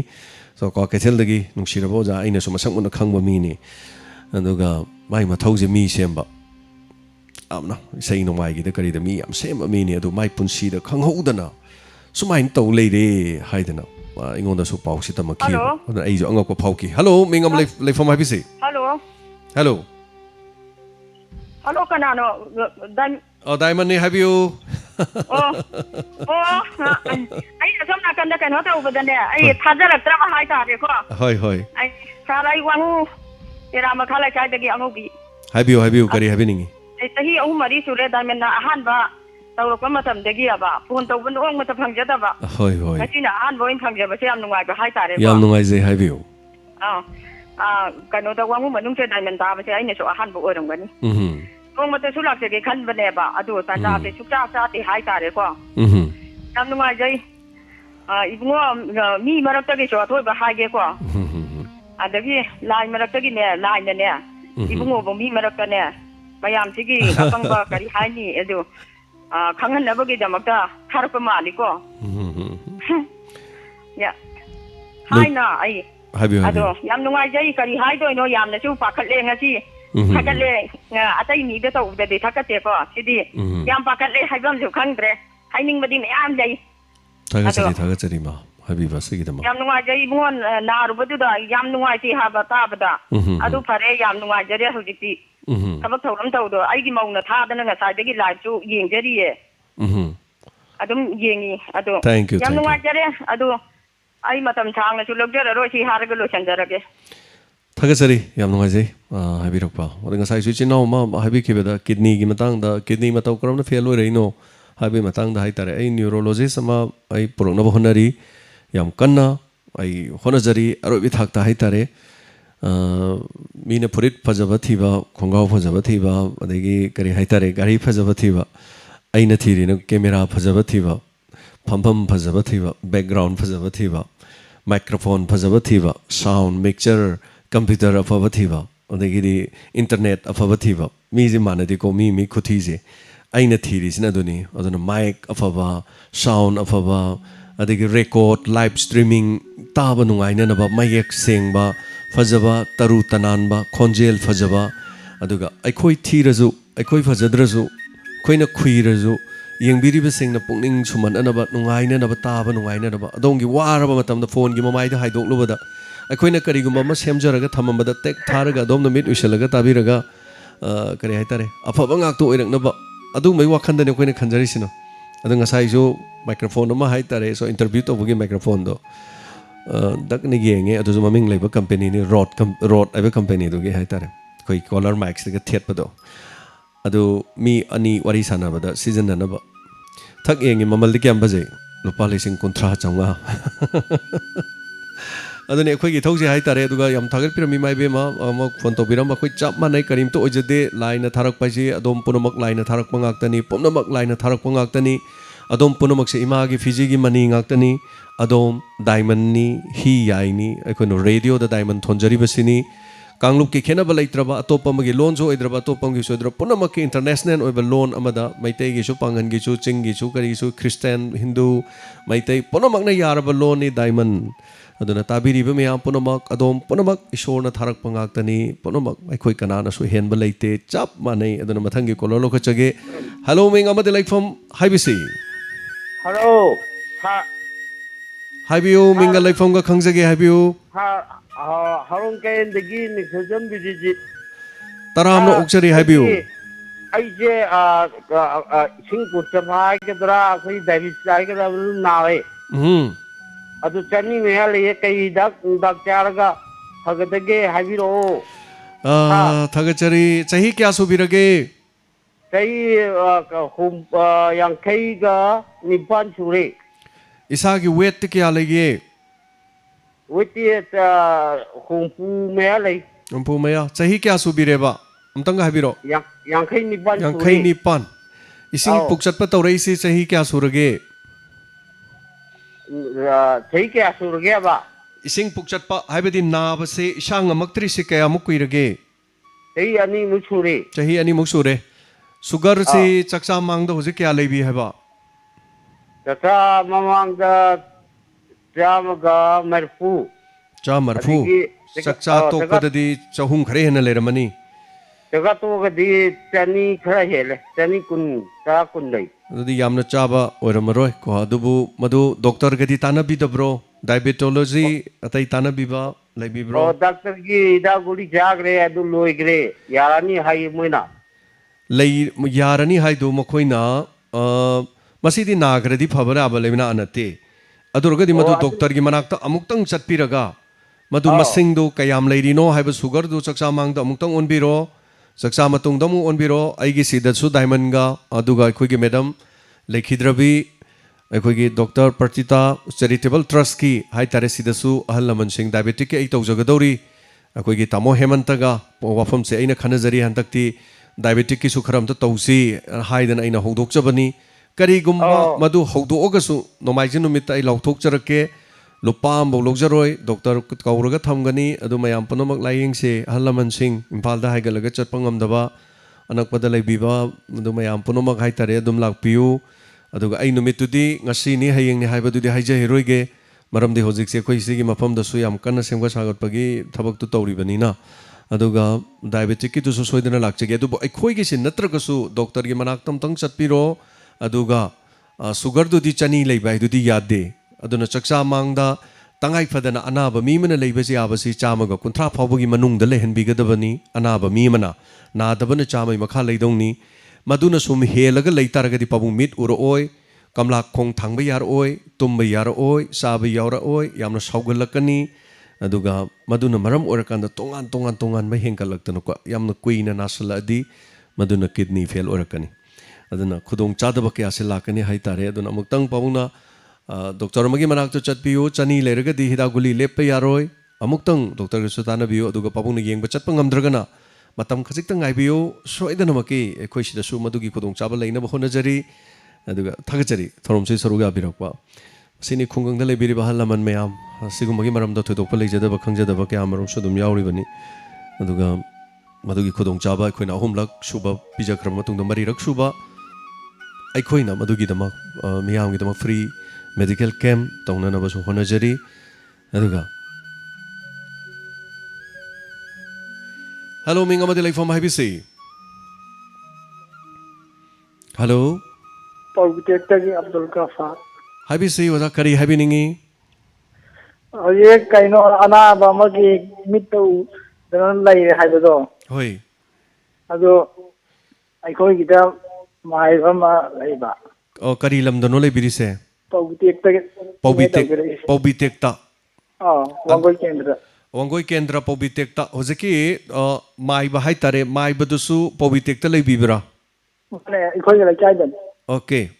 ꯑꯩꯒꯤ ꯁꯣꯝꯒꯤ ꯅꯝꯕꯔꯁꯦ ꯑꯩ ꯁꯦꯞ ꯇꯧꯖꯔꯦ ꯁꯣ ꯑꯩ ꯄꯤꯖꯈꯤꯒꯦ ꯑꯩꯈꯣꯏ ꯇꯥꯃꯣꯗꯨꯗꯀꯣ ꯑꯗꯨꯒ ꯌꯥꯝ ꯅꯨꯡꯉꯥꯏꯖꯔꯦ ꯍꯥꯏꯕꯤꯔꯛꯄꯁꯤꯒꯤꯗꯃꯛ ꯑꯗꯨꯒ ꯃꯃꯥꯡꯗꯁꯨ ꯀꯩꯔꯛꯇꯒꯤ ꯑꯃ ꯍꯥꯏꯕꯤꯔꯛꯄ ꯃꯥꯜꯂꯤ ꯀꯩꯔꯛꯇꯒꯤꯗꯨꯅ ꯐꯣꯟ ꯅꯝꯕꯔ ꯈꯪꯉꯒꯗꯤ ꯀꯩꯔꯛꯀꯤꯗꯨ ꯅꯝꯕꯔꯗꯨ ꯑꯝꯇꯪ ꯂꯥꯏꯚ ꯁ꯭ꯇ꯭ꯔꯤꯃꯤꯡꯗ ꯏꯕꯤꯔꯛꯑꯗꯤ ꯌꯥꯝ ꯅꯨꯡꯉꯥꯏꯖꯅꯤ ꯅꯝꯕꯔꯗꯨ ꯄꯤꯕꯤꯔꯛꯑꯒꯗꯤꯀꯣ ꯑꯗꯣ ꯀꯅꯥꯒꯨꯝꯕ ꯑꯗꯨꯝ ꯌꯦꯡꯉꯒ ꯃꯊꯃꯣꯏ ꯄꯦꯟꯖꯅꯅꯕ ꯌꯦꯡꯉ ꯈꯪꯉꯒ ꯊꯣꯛꯅ ꯇꯧꯔ ꯐꯈ꯭ꯔꯗꯤ ꯊꯣꯛꯅ ꯅꯨꯡꯉꯥꯏꯅꯤ ꯍꯥꯏꯇꯥꯔꯦꯅꯦꯀꯣ ꯍꯜꯂꯣ ꯃꯤꯡ ꯑꯃꯗ ꯂꯩꯐꯝ ꯍꯥꯏꯕꯤꯁꯤ ꯍꯜꯂꯣ ꯍꯜꯂꯣ ꯃꯤꯡꯒ ꯂꯩꯐꯝꯒ ꯍꯥꯏꯕꯤꯁꯤ ꯑꯩ ꯅꯤꯡꯊꯧꯈꯣꯡꯖꯝ ꯄꯤꯅꯥꯅꯤ ꯍꯥꯏꯕꯤꯌꯨ ꯀꯔꯤ ꯂꯝꯗꯒꯤꯅꯣ ꯇꯧꯕꯤꯔꯛꯄ ꯁꯥꯔ ꯑꯩ ꯁꯥꯔꯗ ꯇꯧꯖꯅꯤꯡꯕꯁꯤ ꯀꯩꯅꯣꯅꯤ ꯁꯥꯔꯒꯤ ꯑꯦꯛꯁꯄꯦꯛꯇꯦꯠ ꯀꯌꯥꯁꯦ ꯌꯥꯝꯅ ꯇꯥꯕ ꯅꯨꯡꯉꯥꯏꯖꯕ ꯍꯥꯏꯇꯥꯔꯦ ꯍꯣꯏ ꯂꯝꯁꯦ ꯑꯝꯇ ꯈꯪꯖꯒꯦ ꯂꯝꯗꯝ ꯑꯝꯇ ꯍꯥꯏꯕꯤꯌꯨ ꯑꯗꯣꯝꯒꯤ ꯂꯝꯗꯝ ꯅꯨꯡꯁꯤꯔꯕ ꯂꯝꯂꯦꯟ ꯀꯔꯤ ꯍꯥꯏꯕꯤꯕ ꯁꯥꯔ ꯑꯩꯈꯣꯏꯁꯦ ꯀ꯭ꯋꯥ ꯀꯩꯊꯦꯜ ꯀꯣꯟꯖꯦꯡ ꯂꯩꯀꯥꯏ ꯌꯥꯖꯔꯦ ꯈꯪꯖꯔꯦ ꯌꯥꯝꯅ ꯌꯦꯁ ꯌꯦꯁ ꯍꯥꯏꯕꯤꯌꯨ ꯍꯥꯏꯕꯤꯌꯨ ꯁꯥꯔ ꯑꯩꯈꯣꯏ ꯁꯥꯔꯒꯤ ꯃꯐꯝꯗꯁꯨ ꯑꯩꯈꯣꯏ ꯂꯥꯛꯆꯒꯦꯅ ꯈꯟꯖꯩ ꯁꯣꯏꯗꯅ ꯂꯥꯛꯄꯤꯌꯨ ꯌꯥꯝ ꯅꯨꯡꯉꯥꯏꯖꯩ ꯍꯥꯏꯕꯤꯕ ꯑꯗꯣ ꯑꯇꯩ ꯍꯥꯏꯕꯤꯅꯤꯡꯕ ꯂꯩꯕꯤꯔꯤꯕ꯭ꯔꯥ ꯁꯥꯔ ꯁꯤꯗꯪ ꯍꯥꯏꯖꯔꯒꯦ ꯁꯥꯔꯒꯤ ꯈꯣꯟꯖꯦꯜ ꯑꯃꯁꯨꯡ ꯁꯥꯔꯒꯤ ꯀꯩꯅꯣ ꯀ꯭ꯔꯥꯏꯝ ꯀꯩꯅꯣꯁꯨ ꯌꯥꯝ ꯅꯨꯡꯉꯥꯏ ꯑꯗꯨꯒ ꯁꯥꯔ ꯄꯤꯛꯆꯔ ꯀꯌꯥꯁꯨ ꯌꯥꯝ ꯊꯤꯅ ꯅꯨꯡꯉꯥꯏꯕ ꯍꯥꯏꯇꯥꯔꯦ ꯑꯉꯥꯡꯁꯤꯡꯗꯁꯨ ꯌꯥꯝꯅ ꯂꯧꯁꯤꯡ ꯄꯤꯅꯕꯤ ꯍꯥꯏꯇꯥꯔꯦ ꯍꯣꯏ ꯌꯥꯝ ꯅꯨꯡꯉꯥꯏꯖꯩ ꯍꯥꯏꯕꯤꯔꯤꯁꯦ ꯃꯗꯨꯃꯛꯅꯤ ꯑꯩꯈꯣꯏꯅ ꯄꯥꯝꯖꯔꯤꯁꯤ ꯀ꯭ꯔꯥꯏꯝꯒꯤꯁꯤꯕꯨ ꯂꯣꯏꯅ ꯇꯥꯔꯕ ꯀ꯭ꯔꯥꯏꯝꯁꯤꯗꯤ ꯃꯤꯠ ꯅꯥ ꯁꯤꯡꯒꯅꯤ everything ꯍꯥꯏꯇꯥꯔꯦ ꯁꯣ ꯍꯥꯏꯕꯤꯌꯨ ꯑꯇꯩ ꯀꯔꯤ ꯆꯤꯊꯕ ꯂꯩꯕꯤꯔꯤ ꯁꯤꯅ ꯂꯣꯏꯕꯤꯔꯕ꯭ꯔꯥ ꯍꯣꯏ ꯁꯥꯔ ꯉꯁꯤꯒꯤꯗꯤ ꯂꯣꯏꯁꯤꯜꯂꯒꯦ ꯉꯁꯤꯅ ꯑꯍꯥꯟꯕꯅꯤꯅ ꯁꯥꯔ ꯊꯥꯒꯠꯆꯔꯤ ꯀꯣꯟꯖꯦꯡ ꯂꯩꯀꯥꯏꯗꯒꯤ ꯌꯥꯝ ꯅꯨꯡꯉꯥꯏꯖꯩ ꯀꯣꯟꯖꯦꯡ ꯂꯩꯀꯥꯏ ꯑꯩꯈꯣꯏꯅ ꯑꯗꯨꯝ ꯂꯤꯂꯥ ꯌꯥꯝ ꯁꯥꯟꯅꯕ ꯂꯝꯗꯝꯅꯤ ꯁꯣ ꯊꯥꯒꯠꯆꯔꯤ ꯑꯗꯨꯒ ꯐꯥꯎꯗꯣꯛ ꯐꯥꯎꯖꯤꯟ ꯍꯥꯏꯇꯥꯔꯦ ꯆꯠꯊꯣꯛ ꯆꯠꯁꯤꯟ ꯇꯧꯕꯗ ꯀꯣꯟꯖꯦꯡ ꯂꯩꯀꯥꯏꯁꯦ ꯐꯠ ꯐꯥꯎꯗꯣꯛꯑꯒ ꯃꯣꯡꯁꯥꯡꯉꯩꯗꯒꯤ ꯁꯠ ꯂꯤꯊꯣꯛꯑꯒ ꯆꯠꯊꯣꯛ ꯆꯠꯁꯤन ꯇꯧꯕꯗ ꯈ꯭ꯋꯥꯏꯗꯒꯤ ꯂꯤꯊꯣꯛ ꯂꯤꯁꯤꯟ ꯇꯧꯕ ꯖꯒꯥꯅꯤ ꯑꯩꯈꯣꯏꯅ ꯆꯠꯄꯗꯁꯨ ꯁꯣ ꯊꯦꯡꯛ ꯌꯨ ꯁꯣ ꯃꯆ ꯍꯥꯏꯕꯤꯔꯛꯄ ꯇꯣꯉꯥꯟ ꯃꯐꯝ ꯀꯌꯥꯗꯒꯤ ꯁꯔꯨꯛ ꯌꯥꯕꯤꯔꯤ ꯃꯊꯪꯒꯤ ꯀꯣꯂꯔ ꯑꯃ ꯑꯅꯤ ꯑꯣꯔ ꯑꯃꯅ ꯉꯁꯤ ꯊꯧꯔꯝ ꯂꯣꯏꯁꯤꯟꯕ ꯌꯥꯒꯗꯧꯔꯤ ꯍꯜꯂꯣ ꯃꯤꯡ ꯑꯃꯗꯤ ꯂꯩꯐꯝ ꯍꯥꯏꯕꯤꯁꯤ ꯅꯤꯡꯊꯧꯈꯣꯡꯗꯒꯤ ꯁꯂꯥꯝ ꯃꯣꯍꯣꯟ ꯅꯤꯡꯊꯧꯈꯣꯡꯗꯒꯤ ꯍꯥꯏꯕꯤꯌꯨ ꯀꯔꯤ ꯍꯥꯏꯕꯤꯅꯤꯡꯉꯤꯗ ꯁꯥꯔ ꯄꯨꯛꯅꯤꯡꯒꯤ ꯋꯥꯔꯣꯜ ꯇꯥꯕꯗ ꯌꯥꯝ ꯅꯨꯡꯉꯥꯏꯖꯩ ꯑꯗꯨꯒ ꯑꯩꯈꯣꯏꯒꯤ ꯑꯇꯩ ꯊꯧꯔꯝꯁꯤꯡꯁꯨ ꯂꯣꯏ ꯇꯥꯖꯩ ꯁꯥꯔ ꯑꯗꯣ ꯁꯥꯔ ꯄꯨꯛꯅꯤꯡꯒꯤ ꯋꯥꯔꯣꯜ ꯑꯃꯈꯛꯇꯪ ꯐꯣꯡꯗꯣꯛꯆꯒꯦꯅ ꯇꯧꯖꯔꯛꯄꯅꯤ ꯍꯥꯏꯕꯤꯌꯨ ꯑꯩꯈꯣꯏꯒꯤ UPSCꯒꯤ ꯑꯦꯛꯖꯥꯝ ꯊꯥꯔꯨꯕ ꯏꯗꯨꯀꯦꯁꯟꯒꯤ ꯀꯩꯅꯣꯗ ꯍꯥꯏꯖ ꯇꯥꯔꯦꯀꯣ UPSCꯒꯤ ꯑꯦꯛꯖꯥꯝꯗ ꯊꯥꯔꯨꯕꯗ ꯈꯜꯂꯛꯄ ꯃꯍꯩꯔꯣꯏꯁꯤꯡ ꯑꯐꯕꯁꯤꯡꯗꯣ ꯑꯗꯨꯒꯨꯝꯕꯗꯨꯅ ꯑꯩꯈꯣꯏꯒꯤ ꯑꯗꯨꯒꯨꯝꯕꯗꯣ ꯎꯅꯕꯤꯔꯒ ꯋꯥꯔꯤ ꯋꯥꯇꯥꯏ ꯁꯥꯟꯅꯕꯗ ꯑꯩꯈꯣꯏꯒꯤ ꯇꯨꯡꯒꯤ ꯑꯉꯥꯡꯁꯤꯡ ꯍꯥꯏꯕꯗꯤ ꯑꯦꯛꯖꯥꯝ ꯊꯥꯅꯤꯡꯕ ꯑꯉꯥꯡꯁꯤꯡꯁꯤꯗ खितंग फोंदोहनबा खितंग लेजबा हाइतार याम पामजै अखोइसु अदुबु याम लुरिबदि अखोइना तौजबसदा हारिबा मियोइसिंग अखोइना कॉन्टैक्ट तौबा मचांगी मदुगी याबिरकपा हाइबा मचांगी मथौ चिनबनिना अदे कोरोना गी मतमसिना लापियो हाइबदा यादबा मसु चांगी सिगुम कया हाइतारे दुना तबतै चैनल सिंगनसु हारिबसिंगसे सोइदना तौरकनी ꯑꯗꯨꯒ ꯑꯩꯈꯣꯏꯅ ꯇꯧꯅꯤꯡꯗꯕꯗꯤ ꯀꯔꯤꯃꯠꯇ ꯂꯩꯇꯦ ꯌꯥꯝꯅ ꯎꯅꯖꯅꯤꯡꯉꯤ ꯌꯥꯝꯅ ꯊꯦꯡꯅꯖꯅꯤꯡꯉꯤ ꯂꯥꯛꯄꯤꯌꯨ ꯍꯥꯏꯕꯗ ꯑꯩꯈꯣꯏꯅ ꯂꯝꯗꯝ ꯇꯥꯝꯈꯤꯕꯅꯤ ꯂꯣꯏꯖꯤꯡ ꯂꯣꯌꯥ ꯑꯣꯏꯕꯅꯤꯅ ꯃꯁꯤ ꯑꯌꯥꯝꯕ ꯃꯇꯝꯗ ꯍꯥꯏꯇꯥꯔꯦꯀꯣ ꯑꯩꯈꯣꯏꯅ ꯃꯤ ꯑꯃ ꯍꯦꯛ ꯍꯥꯏꯔꯨ ꯃꯇꯝꯗ ꯍꯥꯏꯕꯒꯨꯝꯕ ꯌꯥꯝ ꯂꯥꯞꯄꯤꯅ ꯍꯥꯏꯒꯨꯝꯕ ꯃꯈꯣꯏꯅ ꯍꯥꯏꯔꯛꯀꯅꯤ ꯍꯥꯏꯕꯒꯤ ꯋꯥ ꯅꯠꯇꯦꯀꯣ ꯑꯩꯈꯣꯏꯅ ꯊꯦꯡꯅꯖꯔꯤꯁꯤꯕꯣꯕ ꯃꯗꯨꯅ ꯀꯩꯗꯧꯒꯦꯕꯨ ꯖꯨꯝ ꯃꯤꯇꯤꯡꯗ ꯎꯅꯔꯤꯅꯦꯅ ꯈꯔ ꯑꯃꯨꯛ ꯇꯧꯖꯗꯅ ꯇꯧꯕ ꯌꯥꯎꯏ ꯑꯗꯨꯕꯨ ꯖꯨꯝ ꯃꯤꯇꯤꯡꯕꯨ ꯑꯣꯏꯔꯣ ꯑꯃꯕꯨ ꯑꯣꯏꯔꯣ ꯑꯗꯨꯝ ꯌꯦꯡꯁꯤ ꯃꯌꯥꯝ ꯄꯨꯝꯅꯃꯛ ꯑꯁꯪꯕ ꯌꯥꯕꯤꯔꯛꯄ ꯍꯥꯏꯇꯥꯔꯦ ꯑꯩꯈꯣꯏ ꯌꯥꯝ ꯀꯟꯅꯗꯤ ꯍꯣꯠꯅꯖꯔꯤ ꯄꯥꯎ ꯐꯥꯎꯅꯅꯕ ꯑꯗꯨꯒ ꯃꯌꯥꯝ ꯈꯪꯕꯤꯕ ꯂꯩꯔꯒꯁꯨ ꯑꯅꯛꯄ ꯑꯗꯩ ꯃꯔꯤ ꯃꯇꯥ ꯏꯃꯨꯡ ꯃꯅꯨꯡ ꯌꯥꯎꯔꯒꯁꯨ ꯍꯥꯏꯔꯤꯕꯗꯨꯗ ꯄ꯭ꯔꯖꯥ ꯃꯤꯌꯥꯝꯗ ꯁꯨꯝꯕ ꯄꯥꯝꯃꯤꯅ ꯍꯥꯏꯕ ꯈꯪꯕꯅꯤꯅ ꯃꯗꯨꯒꯤ ꯅꯝꯕꯔꯅꯆꯤꯡꯕ ꯄꯤꯕꯤꯔꯛꯄꯗꯁꯨ ꯀꯩꯁꯨ ꯀꯥꯏꯕ ꯂꯩꯇꯦ ꯍꯥꯏꯅ ꯑꯗꯨꯝ ꯍꯥꯏꯖꯒꯦ ꯑꯣꯖꯥ ꯊꯥꯒꯠꯆꯔꯤ ꯊꯧꯔꯝꯁꯤꯗ सिगुम माई पाकलब मीसिंग हाइतारे अदो ममांग तक्तसु याउखिबा थबक तौखरबा मी फावबा कोइ याम उननब होनजखि थबक चिनबदगी याबिरक्तबदसु कोंगाइनी दगा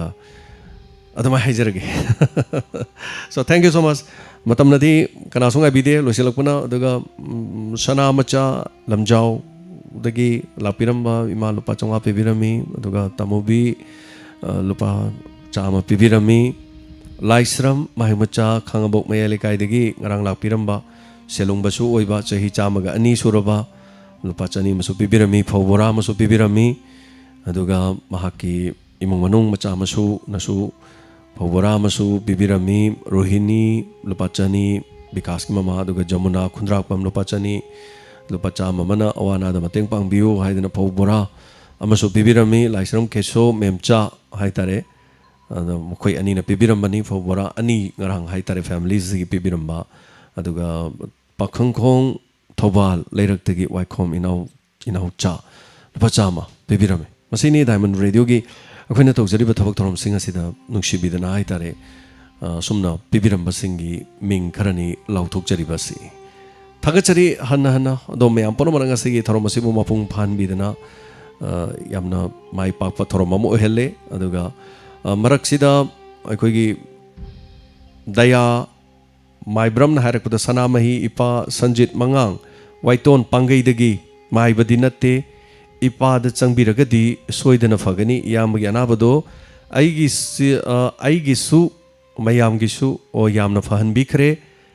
सनामही इपाना नतापिरी दया माइबमना हाइबिरई सनामही इपाना अदुगा सुरजित मंगांग कोबमा वाइटोन द लई हाई सुरजित मंगांग कौबा अमा वाइटोन द लई हारिबा असिना माना येंगबदा यामसिनी येंगबदा दुगुंबगी अनाबसि चप मानबदा फहनख्रे हाइबा वाफम अमसो हाइबिरे so thank you so much हाइबिरे वाफम से कोइ ओजाना ताबिरमगदी याम नुगाइजनी अदुगा नंबर अनि मदि हौजि कॉल तौबिरकपदु एंगोंदा लेजरे नंबर अनि दुसु यामदा पिजरगे अदुगा ngasiगी थरमसिगी दमा मपुंग फानबिरिबा पोमनमा हानिंगा लेतना थागचरी डायमंड रेडियो गी पुंगनिंगी वारोल थरमदा ngasi miyam punomana mapung phan biribaso hanana thagachari ngasi gi damakta di matang asina puningi warol thorom losinjage thorom sandokcha ki bada henjin kiba gi wahi wata soi kiba lan kiba punomagi aurso tabiriba sing punomana pukchel chauna ngakpiu ngasi gi damakta di matang asina puningi warol thorom losinjabagi ya abdul logjari pomno makpu james saigurjamna iko nona khurumjari